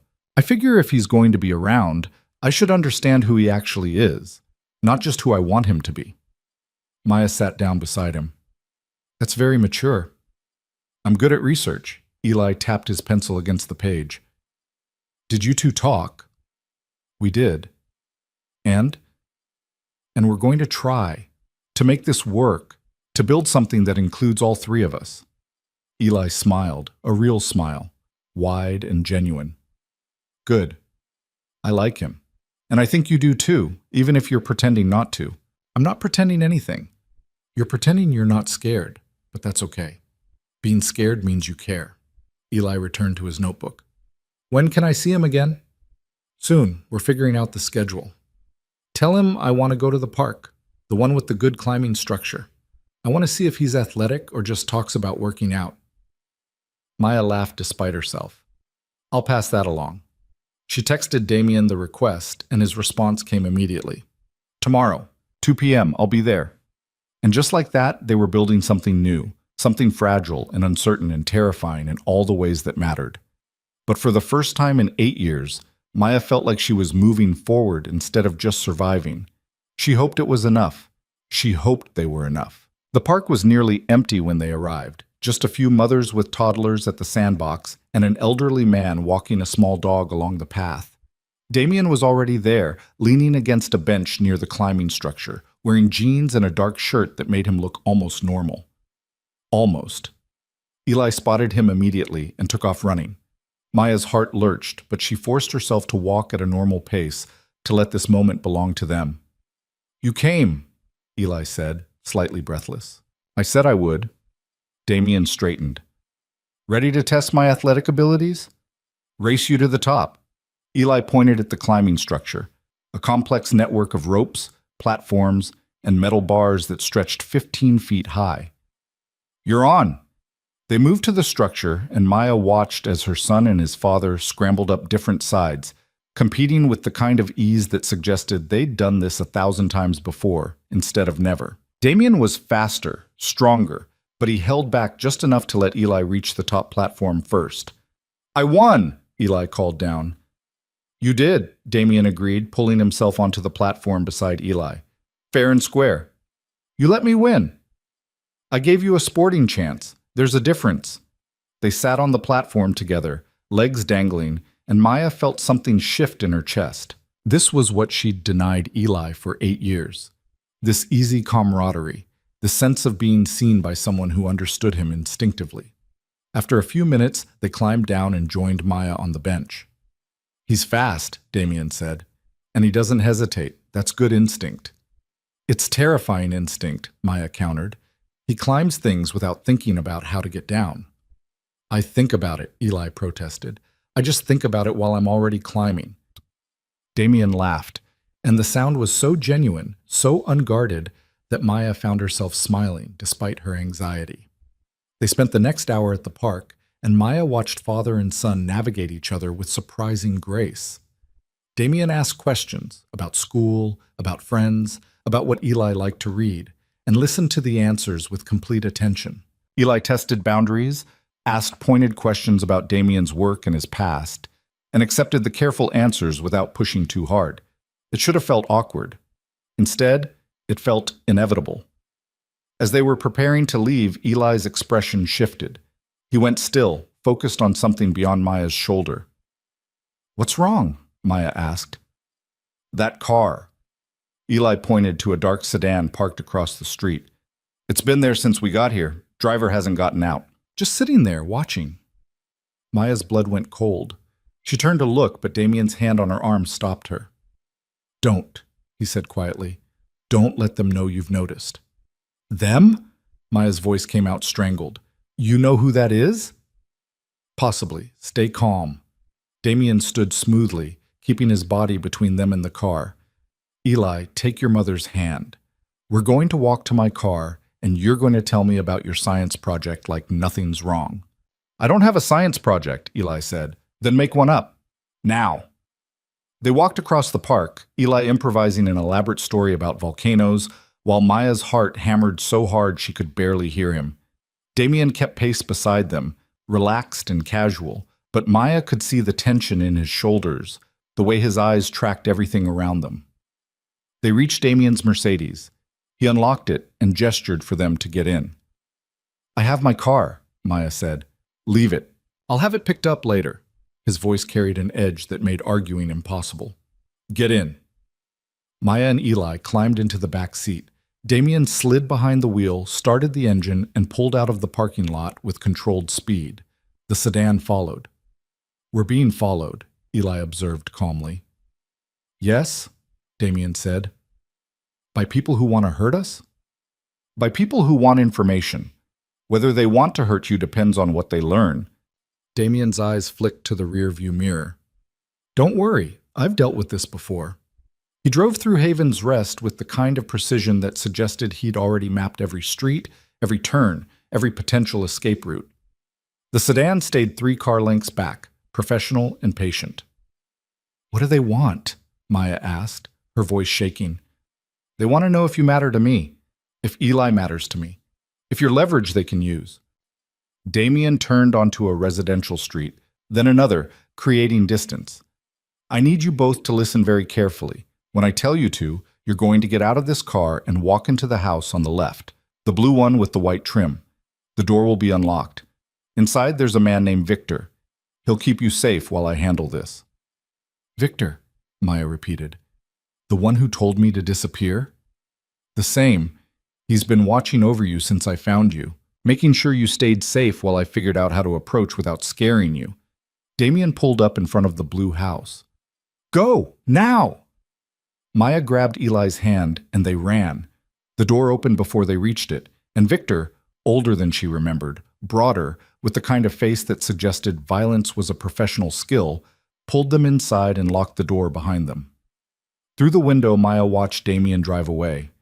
The sedan hesitated, then followed. He'll be fine, Victor said. His voice was deep, accented, carrying the weight of absolute certainty. This is what he does. What? Who does? Eli asked. What's happening? Victor looked down at the boy, and something shifted in his expression. You're Eli. Yeah. Who are you? I'm the man who convinced your mother to leave your father 8 years ago. I'm also the man who spent the last week making sure no one bothered you while Damien figured out how to be part of your life. Victor moved to his window, watching the street. And right now, I'm the man keeping you safe while your father deals with people who should have known better than to follow him. Maya sank onto the couch, pulling Eli close. What people? Who are they? Remnants. Old enemies who thought Damien was vulnerable because he'd gone legitimate. They've been watching him for months, waiting for weakness. Victor's jaw tightened. Finding you gave them what they thought was an opening. So this is my fault, Maya whispered. This is their fault for being stupid enough to threaten Damien Voss's family. Victor turned from the window. He spent 8 years eliminating threats. These idiots just moved themselves to the top of his priority list. Eli pulled away from Maya. Is he going to kill them? Victor didn't sugarcoat it. Probably not. Damien doesn't kill unless necessary anymore, but he'll make them wish he had. He'll take everything they have, money, connections, freedom, and he'll do it so thoroughly they'll never be a threat again. How long will that take? Maya asked. Could be hours, could be days. Depends on how smart they are. Victor moved to the kitchen and returned with water bottles. In the meantime, you stay here. This house is secure. Armed guards outside, surveillance on every approach, panic room in the basement if things go sideways. You're safe. Maya took the water with shaking hands. I should never have let him near us. I should have run the moment he showed up. Running is what put you here in the first place, Victor said bluntly. If you'd stayed 8 years ago, if you'd trusted Damien to protect you, he would have eliminated these threats before they became problems. Instead, you disappeared. And the people who hate him spent 8 years thinking he had no family, no vulnerabilities, nothing they could use against him. Now they know different. So this is my fault. This is the consequence of loving someone powerful. It comes with risk, but it also comes with protection. Victor's expression softened slightly. Damien has resources most people can't imagine. He has people, connections, the kind of reach that makes problems disappear. The men following you today made a mistake. They revealed themselves before they understood what they were dealing with. Damien will use that. Eli had been quiet through this exchange, processing. Now he spoke up. If Damien's so powerful, why didn't he find us sooner? Because your mother is smarter than most people give her credit for, Victor said. She buried your existence so deep that even Damien's resources couldn't uncover it. The only reason he found you now is because of a filing error during a storm 8 years ago. One random misfiled document. That's how good her hiding was. Eli looked at Maya with new respect. You're kind of a badass, Mom. Despite everything, Maya almost laughed. Language.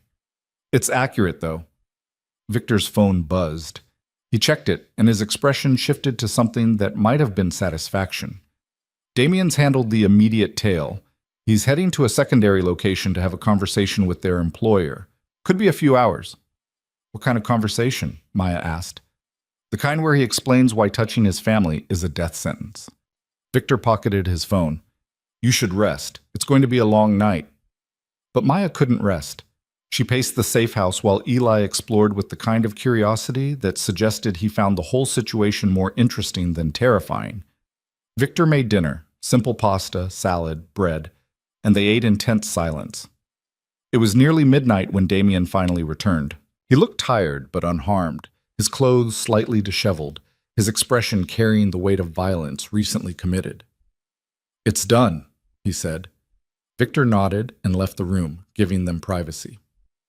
Damien moved to the couch where Maya sat rigid with fear. The people following you worked for a man named Marcus Chen. Old rival, thought I'd gone soft, decided to test it by going after my family. He was wrong. What did you do to him? Maya asked. I froze his assets, exposed his criminal operations to law enforcement, and made it clear that any future attempts to contact or observe my family would result in consequences he wouldn't survive. Damien's voice stayed level, professional. He'll spend the next decade fighting legal battles and dodging federal prosecutors. He won't have time to think about us. You destroyed his life. I neutralized a threat to my son. There's a difference. Eli appeared in the doorway, still awake despite the hour. Did you hurt anyone? Damien looked at his son and seemed to decide on honesty. I hurt the man who sent people to watch you. Not permanently, not fatally, but enough that he understands the cost of threatening what's mine. Good, Eli said simply. Eli. Maya's voice came out sharper than intended. What? He protected us. That's what fathers do. Eli moved to sit beside Damien. Right? It's what I do, Damien said carefully. But your mother's right to be concerned. Violence, even protective violence, has consequences. It changes you. It should never be a first choice. Was it your first choice tonight? No. My first choice was to talk, to negotiate, to find a peaceful resolution. But Chen chose violence when he sent people to follow you, so I responded in kind. Damien glanced at Maya. I won't apologize for protecting our son, but I understand if this changes things between us. Maya stood and walked to the window. Outside, she could see armed guards positioned around the property, could see the security measures that had been invisible when they'd arrived. This was Damien's world. Protection and violence, safety and threat, all tangled together in ways that couldn't be separated. I knew what you were when I fell in love with you, she said quietly. I knew the power you had and the way you used it. I just didn't understand the full cost until I was pregnant and terrified. She turned to face him. But you're right about one thing. Running didn't make us safer. It just made us alone. So what now? Damien asked. Now we figure out how to live with this. How to give Eli a normal life while accepting that his father is anything but normal. How to build something real in the middle of all this chaos. I want normal, Eli interjected. But I also want family. And if family comes with guards and safe houses and occasionally having to hide from bad guys, that seems like a fair trade. Maya looked at her 8-year-old son, who was discussing security protocols like other kids discussed video games, and wondered when he'd become so pragmatic about danger. It's not a fair trade, she said. You deserve better. I deserve parents who love me and each other. Everything else is just details. Eli yawned. Can we go home now? I have school tomorrow. Damien smiled despite the gravity of the moment. Not yet. I need to make sure it's safe first. Another day or two here, then we'll reassess. We can't stay here for days, Maya protested. I have work. Eli has school. I've already called your work and the school, told them there's a family emergency, that you'll return when things stabilize. Damien stood. I know this isn't ideal, but until I'm certain Chen's organization is completely neutralized, you're safer here. How long will that take? 72 hours, maybe less. I have people dismantling his operation as we speak. By Wednesday, he'll be in federal custody and his network will be scattered. Damien moved closer to Maya. I know you hate this. I know you want your normal life back, but normal is a luxury we can't afford until the immediate threat is eliminated. Maya felt tears of frustration starting. I spent 8 years building a safe life for him. 1 week with you and it's all falling apart. It's not falling apart. It's transforming. And yes, that's uncomfortable and scary and nothing like what you planned. But Maya, you can't control everything. Sometimes you have to trust that the people who love you will keep you safe even when the world gets dangerous. I don't know how to do that. Then let me teach you. Damien reached out, and this time Maya didn't pull away. His hand closed around hers, warm and solid and real. Let me show you what a protection looks like when you're not facing it alone. Eli, watching this exchange with interest, cleared his throat.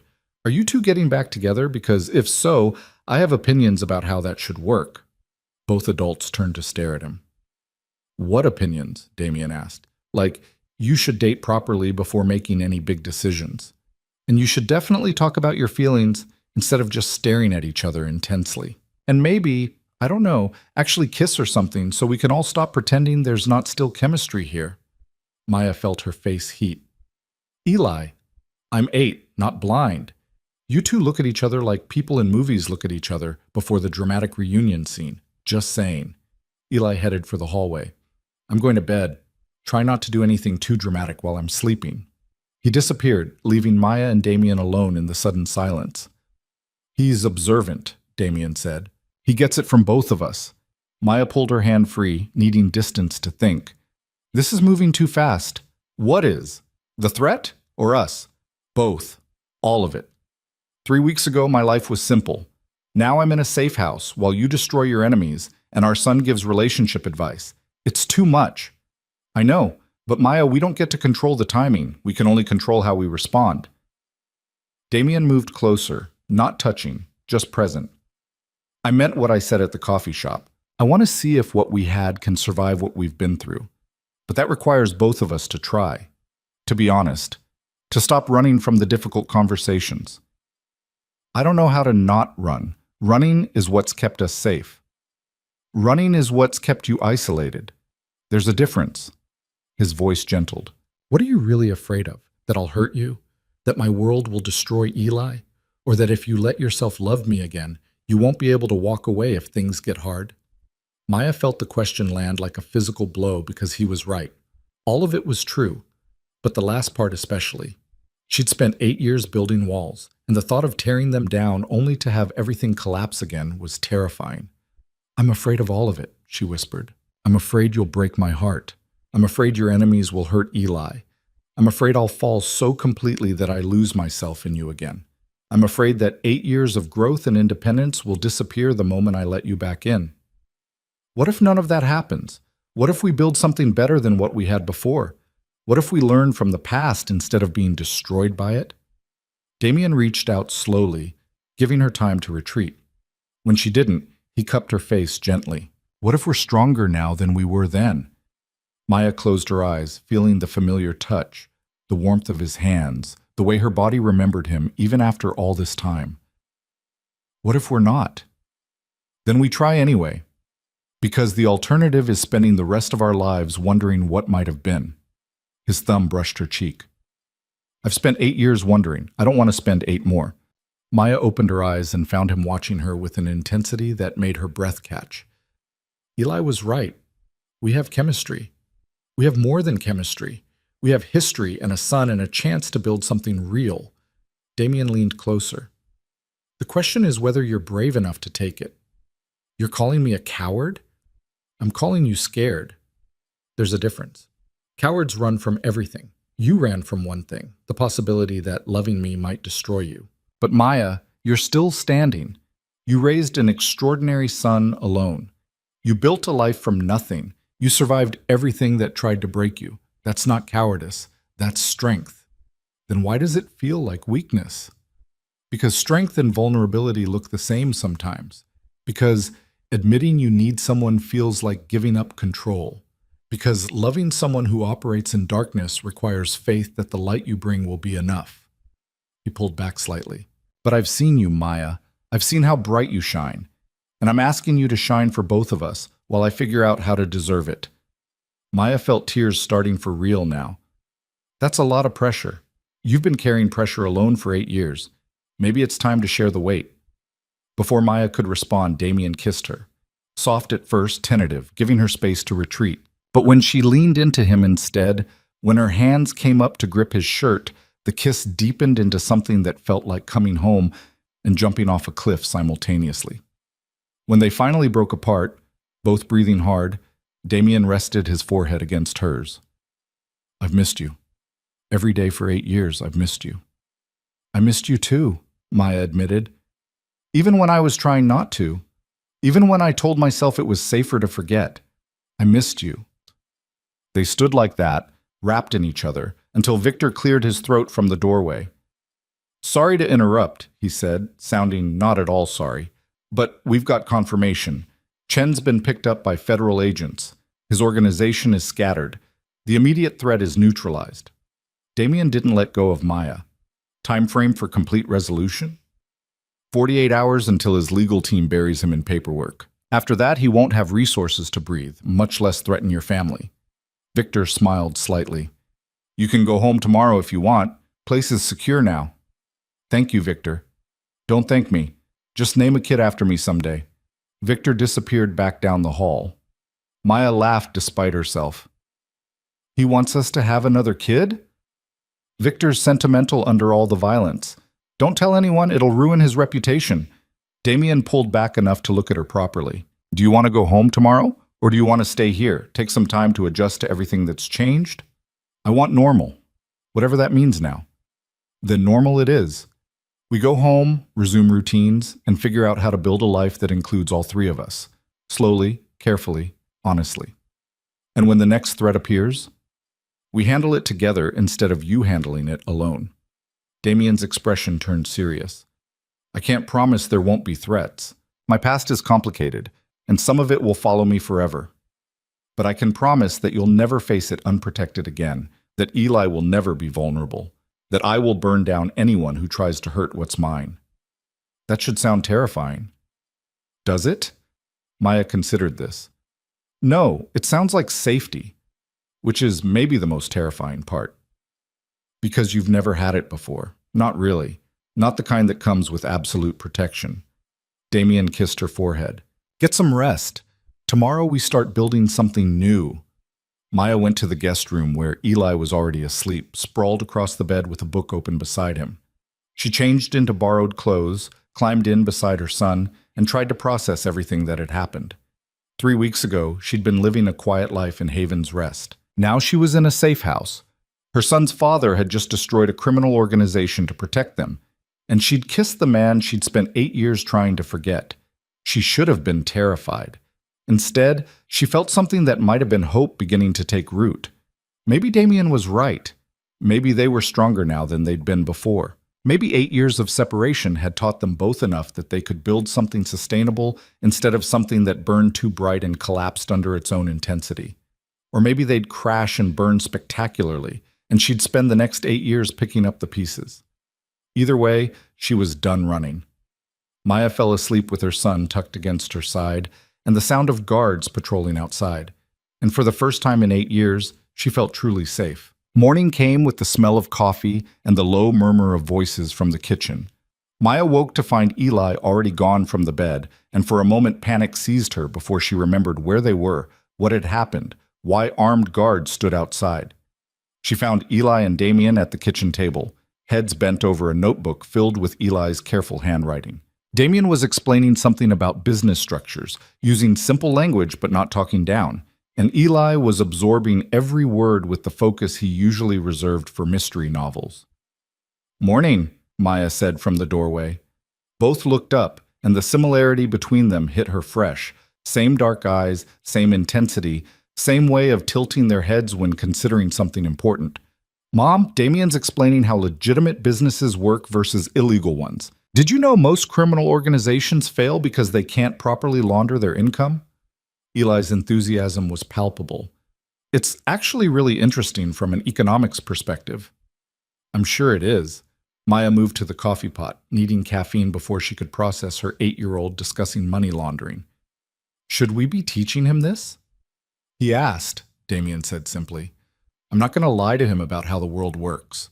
The world most 8-year-olds inhabit doesn't include discussions of criminal economics." "Most 8-year-olds don't have my father," Eli pointed out.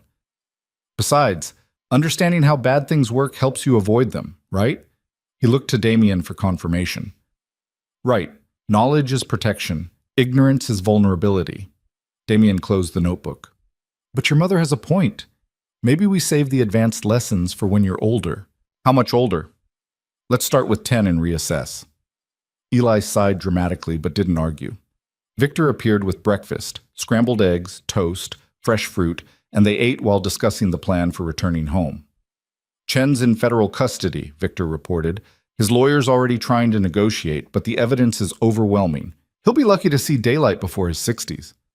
What about his organization? Damien asked. Scattered, some fled the country, some are trying to bargain their way into witness protection, some are pretending they never knew him. None of them have resources or motivation to continue his vendetta. Victor poured more coffee. You're clear. Family's safe. The words should have brought relief, but Maya felt tension she hadn't known she was carrying finally release. So we can actually go home. You can go home, Victor confirmed, though I'd recommend maintaining some security measures. Nothing intrusive, just awareness. What kind of measures? Maya asked. Damien answered. Updated locks, security system, regular check-ins, and I'd like to have someone nearby, not watching you constantly, just available if needed. You want to assign us a bodyguard. I want to ensure my family has protection if something unexpected happens. There's a difference. Maya wanted to argue, but the events of the past 48 hours had proven that Damien's world occasionally bled into theirs, whether she liked it or not. Fine, but nothing obvious, no men in black following us to the grocery store. Agreed. Subtle protection only. They finished breakfast and gathered their things. The drive back to Haven's Rest felt surreal. Returning to the small house, the quiet street, the normal life that suddenly felt like a costume Maya had worn for 8 years but never quite fit properly. Damien pulled into the driveway behind Maya's Honda, which had been returned overnight along with a new security system Maya could see installed on the windows. When did that happen? She asked. While we were at the safe house. Victor's people work fast. Damien killed the engine. I know it's intrusive, but it's necessary. Maya looked at her house, her sanctuary for 8 years, now equipped with cameras and sensors and the infrastructure of Damien's world. Part of her wanted to rage against it. The rest of her understood that safety sometimes required sacrifice. Okay, she said quietly. They went inside. Eli immediately disappeared to his room to check that everything was as he'd left it. Maya stood in the kitchen, looking at the familiar space that felt different now, changed by everything that had happened. Damien moved beside her. We don't have to do this if you're not ready. I can maintain distance. Just be present for Eli. Keep things simple. Nothing about this is simple. No. But we can make it simpler. Clear boundaries, defined roles, co-parenting without the complication of whatever's happening between us. Maya turned to face him. Is that what you want? What I want is you, both of you. A real family, messy and complicated, and nothing like the controlled life I've built over the past 8 years. His expression softened. But I'll take whatever you're willing to give. If that's just co-parenting, I'll accept it. If it's more, I'll be grateful for it. Before Maya could respond, her phone rang. Shayna from work. I heard there was a family emergency, Shayna said without preamble. You okay? I'm fine, we're fine. Just some unexpected complications. Complications involving the mysterious man in the Mercedes? Maya glanced at Damien, who was pretending not to listen while clearly listening to every word. It's complicated. Everything with you is complicated lately. Listen, when you're ready to talk about it, I'm here. And when you're ready to come back to work, we miss you. I'll be back Monday, promise. Good. The seniors are driving me crazy asking where you are. Apparently I don't make coffee the right way. Shayna paused. Seriously though, you okay? You sound different. I am different. I think in a good way, but it's still adjusting. Well, adjust carefully, and bring your complicated man to the community center sometime. I want to assess him properly. Maya ended the call and found Damien watching her with amusement. Your friend wants to assess me? She's protective and nosy, dangerous combination. I like her already. Eli reappeared, backpack slung over one shoulder. Can I go to the park? I want to see if Jake's there. I haven't seen him in 3 days and we were supposed to work on our fort. Maya's instinct was to say no, to keep him close, to protect him from any possible threat. But Damien's hand on her arm stopped her. "Let him go," he said quietly. "He needs normal. And he'll be safe. I'll have someone watching." Invisible watching or obvious watching? So invisible he won't even know they're there. Maya looked at her son, who was vibrating with the need to return to his regular life. "Okay, but home by dinner." "Yes!" Eli ran for the door, then stopped and turned back. "Are you staying?" he asked Damien. "Do you want me to?" "Yeah, I mean, if you're going to be around, might as well start now, right?" "Right," Damien agreed. Eli grinned and left, and suddenly Maya was alone with Damien in the quiet house. "He's remarkably well-adjusted for a kid whose life just got turned upside down," Damien observed.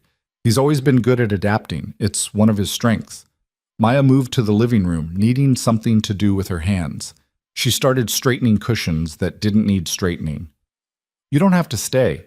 I know you have businesses to run, things to handle. I have people handling those things. Right now, my priority is here." "For how long?" "As long as it takes." Damien caught her hand, stopping the nervous tidying. "Maya, talk to me. What are you thinking?" "I'm thinking this is moving too fast. I'm thinking we went from strangers to co-parents to whatever we are now in the span of 3 weeks. I'm thinking I don't know how to do this." "Neither do I. But we can figure it out together." "What if we can't? What if we try and it fails and Eli gets caught in the middle of our mess?" "Then we make sure our mess doesn't hurt him. We put him first, always, even if that means stepping back from each other."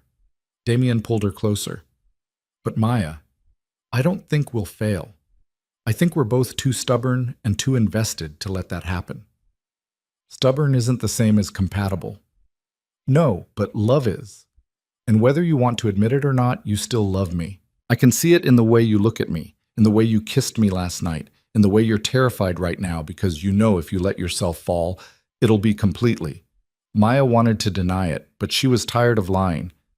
"I never stopped loving you. I just learned to live with the absence." "You don't have to live with absence anymore. I'm here.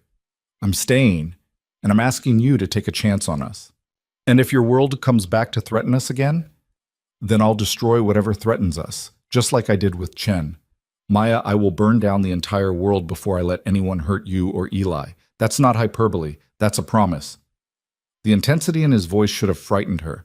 Instead, it felt like safety in its purest form, absolute, unwavering protection. "I need time," she said, "not to decide if I want this, but to figure out how to let myself have it. Take all the time you need. I've waited 8 years. I can wait a little longer." Over the next few weeks, they built a routine. Damien rented a house on the outskirts of Haven's Rest, small, private, close enough to be present but far enough to give Maya space. He showed up for dinner 3 nights a week, took Eli to soccer practice on Saturdays, and slowly integrated himself into their lives with the patience of someone who understood that trust was earned through consistency. Maya watched him with Eli and saw a father emerging from the powerful man, someone who listened when Eli talked about school drama, who helped with homework without taking over, who taught their son about responsibility and ethics without preaching. Damien was careful never to undermine Maya's authority, never to make promises he couldn't keep, never to let his business intrude on the time he spent with them. And slowly, carefully, Maya let her walls come down. They went on their first real date 6 weeks after Damien's arrival, dinner at a restaurant 2 towns over where no one knew them. They talked about everything except Eli, rediscovering each other as adults who'd both changed and grown. Damien told her about the businesses he'd built, the legitimate empire he was creating. Maya told him about the community center, the seniors she'd befriended, the small satisfactions of building something meaningful, even if it wasn't profitable. "You're happy here," Damien observed. "I am, or I was. Now I don't know what I am." "You're someone figuring out how to integrate 2 different lives. It's okay to be uncertain." "When did you get so wise?" 8 years of therapy and self-reflection. Turns out almost dying gives you perspective." They laughed, and it felt easy in a way nothing had felt easy in years. The kiss at the end of the date was inevitable, familiar, and new all at once. Damien walked her to her door and pulled her close, and Maya let herself sink into it without overthinking. "I want this. she whispered against his mouth. I want us. I'm just scared. Being scared means it matters, and things that matter are worth being scared for. He kissed her again, soft and sweet. We'll go slow. We'll be careful. And we'll build something that lasts. But the universe, as it turned out, had other plans. 2 months after Damien's arrival, Maya got a call from an unknown number. She almost didn't answer, but something made her pick up. Maya Lane? A woman's voice, professional and cool. Yes? This is Detective Sarah Chen with the Financial Crimes Division. I'm calling about Damien Voss. We have some questions regarding his business operations, and your name has come up in our investigation. I'd like to schedule a time to speak with you. Maya's blood went cold. I don't know anything about his business operations. Nevertheless, we'd appreciate your cooperation. This can be voluntary, or we can make it official. Your choice. Maya ended the call and immediately dialed Damien. He answered on the first ring. They called you, he said. Not a question. How did you know? Because they've been investigating me for 6 months. I knew they'd eventually contact people close to me. I'm sorry, Maya. I should have warned you. What do they want? They want evidence that my businesses are fronts for criminal activity. They want connections to organized crime, money laundering, any charge they can make stick. Damien's voice stayed calm. They won't find anything because there's nothing to find. I've been legitimate for years, but the investigation is inconvenient. Inconvenient? Maya's voice rose. They're investigating you for financial crimes and you call it inconvenient? Because that's all it is. An investigation that will turn up nothing and eventually close. But in the meantime, they'll interview people, make implications, try to pressure someone into saying something incriminating. He paused. Don't talk to them without a lawyer. I'll send someone over this afternoon to brief you on your rights. This is exactly what I was afraid of. Your world following us, creating problems. This isn't my world. This is law enforcement doing their job. And yes, it's uncomfortable, but it's also temporary and manageable. Trust me, Maya. I've dealt with this before. But Maya didn't feel reassured. She felt exposed, vulnerable, like the safe life she'd built was crumbling around her. When Eli came home from school, he knew immediately something was wrong. What happened? Maya explained about the detective, watching Eli's expression shift from concern to calculation. So they're investigating Damien's businesses to see if they're legitimate, Eli summarized. And they want to talk to you because you're close to him, thinking maybe you have information that could help their case. That's about right. But you don't have information because Damien keeps his business separate from us. Exactly. Then this is just procedure. They'll ask questions, you'll tell them you don't know anything, and they'll move on to the next person on their list. Eli shrugged. Doesn't seem like a big deal. It's a big deal because it proves that being connected to your father brings complications. Mom, everything brings complications. At least these are legal complications. Better than criminal ones, right? Maya stared at her son. When did you become the reasonable one?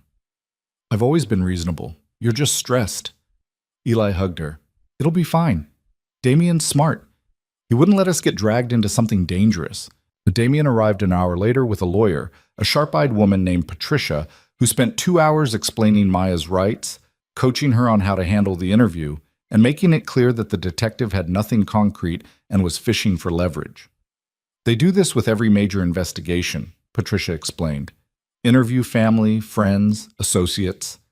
Most people don't know anything useful, but occasionally someone says something that opens a new angle. Your job is to be truthful but minimal.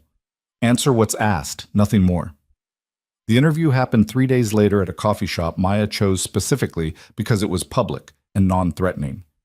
Detective Chen was younger than Maya expected, professional but not unkind. Thank you for meeting with me, Chen said. I know this is uncomfortable. What do you want to know?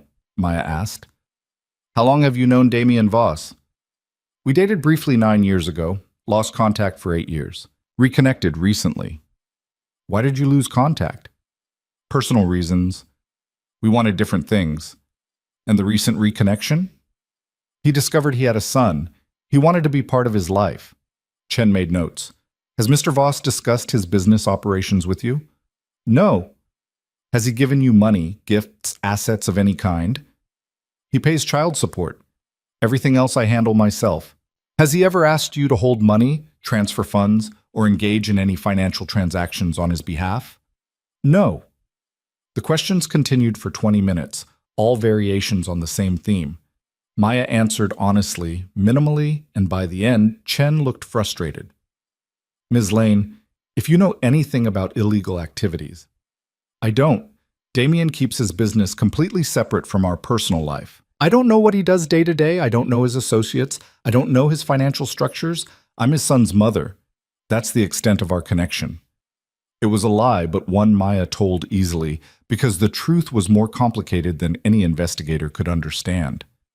Chen closed her notebook. If that changes, if you become aware of anything illegal, you have a legal obligation to report it. I understand.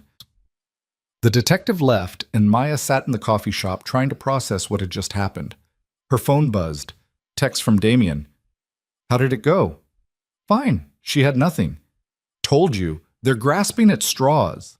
But Maya didn't feel relieved. She felt like she'd just lied to law enforcement to protect a man whose world she still didn't fully understand. That night, after Eli went to bed, Damien came over. Maya met him at the door with arms crossed. We need to talk, she said. I know. They sat on the porch, and Maya laid it out. I lied to a federal investigator today.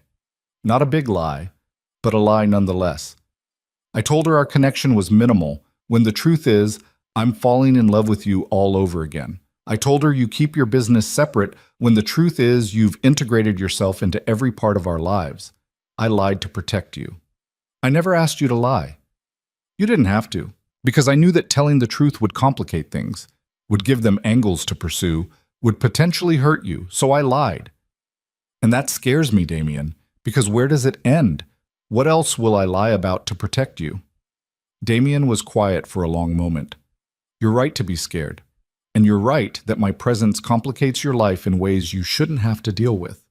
But Maya, I'm not asking you to compromise your integrity. If the investigation had found anything real, if there was actual criminal activity, I'd want you to tell the truth. But there isn't. My businesses are legitimate. The investigation will confirm that and close. And when the next investigation comes, when the next threat appears, when does it stop? It doesn't. Not completely. That's the cost of being with me. He turned to face her. But the benefits? A real family, genuine partnership, someone who will protect you and Eli with everything I have. Don't those outweigh the complications? I don't know anymore. Then figure it out. Take time, think it through, decide what you can live with. But Maya, be honest with yourself. You've spent 8 years running from complications. At some point, you have to stop running and decide what you're willing to fight for. He left, and Maya sat alone on the porch, staring at the ocean and trying to figure out what she wanted. The answer came 2 days later in the most unexpected way. Eli had a soccer game, the regional championship his team had been working toward all season. Maya and Damien both planned to attend, sitting separately to avoid drawing attention, but both there to support him. The game was close, intense, and Eli played with the focus and determination that defined everything he did. With 2 minutes left and the score tied, he broke free down the field, controlled a pass, and scored the winning goal. The crowd erupted. Eli's teammates mobbed him, and Maya, watching from the sidelines, saw Damien jump to his feet, saw the pure joy on his face, saw him turn to her with an expression that said everything words couldn't. In that moment, Maya understood. This was what family looked like. Messy, complicated, full of joy and fear and love so intense it was terrifying. And yes, Damien's world brought complications, but it also brought protection, partnership, and presence. She'd spent 8 years trying to give Eli a safe, simple life, but maybe what he really needed was a complete one. Both parents, present and engaged, fighting for him together instead of separately. After the game, Eli ran to them both, flushed with victory. Did you see? Did you see the goal? We saw, Maya and Damien said in unison. Eli looked between them. You're both here, together. We are, Maya confirmed. Does that mean you figured things out? Maya looked at Damien, saw the hope in his eyes, and made her decision. We're working on it. Good, because I'd really like to have both my parents at the same time instead of having to split them up. Eli grinned. Plus, we won the championship. We should celebrate together. They went for ice cream, the three of them, sitting at a picnic table outside the shop, talking about the game and school and everything except the complicated questions that still needed answers. And for those 2 hours, they were just a family celebrating a victory. Later, after Eli went to bed exhausted and happy, Damien and Maya sat on the porch again. "I'm scared," Maya said. "I'm scared of your world, scared of investigations, scared of threats. But I'm more scared of spending the rest of my life wondering what we could have been." "So what does that mean?" "It means we try, really try. Not just co-parenting, not just seeing where things go, but actually building something together, a real partnership." Damien pulled her close. "I can work with that. But I need honesty, complete honesty. If there's a threat, I need to know. If there's an investigation, I need to know. No more protecting me from uncomfortable truths." "Agreed. Full transparency. And Eli comes first, always. Before us, before your business, before everything. I wouldn't have it any other way." Maya kissed him, and it felt like sealing a promise. "Okay then, let's do this." The investigation closed 6 weeks later with no charges filed. The detective sent a brief email stating that they'd found no evidence of criminal activity and the case was resolved. Damien forwarded the email to Maya with a single word. "Told you." Maya responded, "Smug looks bad on you." "Everything looks good on me." She laughed and didn't disagree. Over the following months, they built something new. Damien sold his rental and bought a house 10 minutes from Maya's. Close enough for constant presence, far enough to maintain some independence. They established routines. Family dinners 3 times a week, weekend activities together, space for Maya and Eli's established life. Damien started the process of legally establishing paternity and securing parental rights. Maya didn't fight it. Eli deserved to have his father's name, his heritage, his complete identity.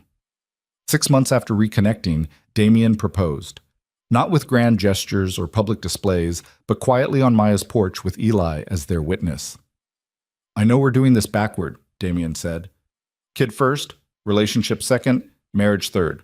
But I want all of it. I want the legal recognition, the commitment, the public acknowledgement that you're mine and I'm yours and Eli is ours." "Is that a question or a statement?" Maya asked. "It's both. Maya Lane, will you marry me?" Eli bounced on his toes. "Say yes, Mom. He's been planning this for weeks. It's getting painful to watch." Maya laughed through tears. "Yes. Absolutely yes." They married 3 months later in a small ceremony on the beach with just close friends and family. Victor served as Damien's best man and cried when he thought no one was looking. Shayna was Maya's maid of honor and assessed Damien thoroughly before declaring him acceptable, but I'm watching you. Eli was the ring bearer and took his job with extreme seriousness, delivering the rings with the same focus he applied to everything. When the officiant pronounced them married, Eli cheered louder than anyone.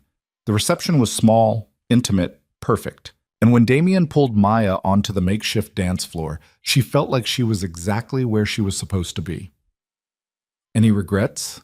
Damien murmured against her ear. "About 1,000, but marrying you isn't one of them." "I'll take it." They danced while Eli ran around with the few other kids present, and Maya watched their son, confident, happy, loved by both parents, and knew she'd made the right choice. A year later, Damien formally changed direction with his business empire. He established a foundation dedicated to helping at-risk youth, using his resources and connections to create opportunities for kids who needed second chances. He brought Maya on as a co-director, combining her community experience with his financial capability. "You're using your power for good now," she observed one day while reviewing grant applications. "I'm using it for us, for the legacy I want Eli to inherit, for the life I want to build with you." Damien kissed her temple. "Besides, it turns out helping people is more satisfying than destroying enemies." Who knew? Eli, now 10 and somehow even more observant than before, thrived. He excelled in school, made friends, played sports, and showed early interest in both business and social justice. He asked hard questions about his father's past and accepted complicated answers with remarkable maturity. "Do you regret the things you did?" Eli asked Damien one night over dinner. "Some of them. Others were necessary at the time. But I regret the person I was before I learned there were better ways to use power. Like the foundation. Like the foundation. Like this family. Like choosing to build instead of destroy.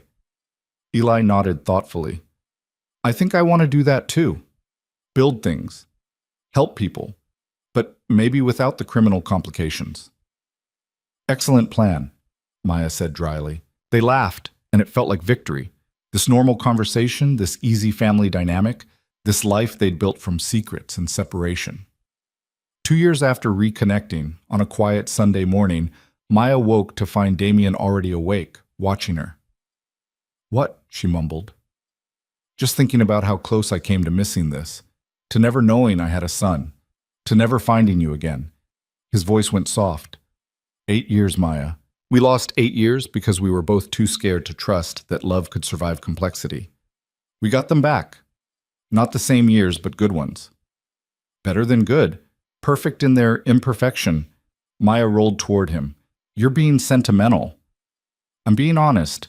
You and Eli are the best things that ever happened to me. I just wish I'd known sooner. We're here now. That's what matters. He pulled her close, and they lay together listening to the house wake up around them. Eli moving around in his room. The coffee maker Victor had programmed starting automatically. The ocean in the distance. This was the life Maya had spent 8 years running from and 2 years building toward. It wasn't simple. It wasn't without complications. But it was real, and it was theirs, and it was enough. Later that day, Eli had another soccer game. Both parents attended, sitting together now without concern for appearances. When Eli scored, they cheered as one. When his team won, they celebrated together. After the game, walking to the car with Eli between them, Maya caught Damien's eye over their son's head.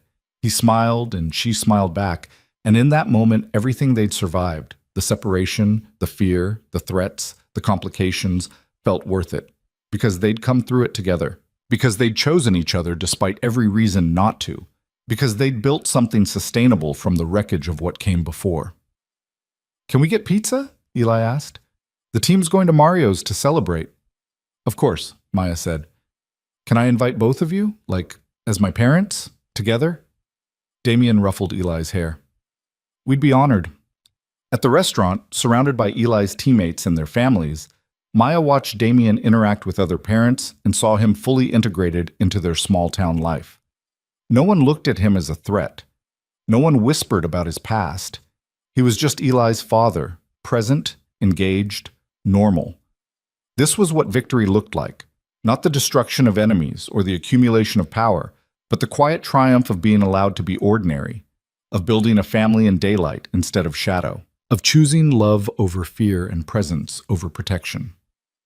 That night, after tucking Eli into bed, Maya and Damien stood in their kitchen, no longer separate houses, having moved into a new home large enough for all three of them 6 months earlier, and reflected on how far they'd come. Do you ever wonder what would have happened if I'd never left? Maya asked. If I'd stayed 8 years ago and let you protect us from the beginning? Every day. But I think this way was better. We both needed to grow separately before we could build together. You needed to prove you could survive alone. I needed to prove I could be more than violence. Damien wrapped his arms around her from behind. We're stronger now than we would have been then. You really believe that? I know it, because we've both been tested and survived.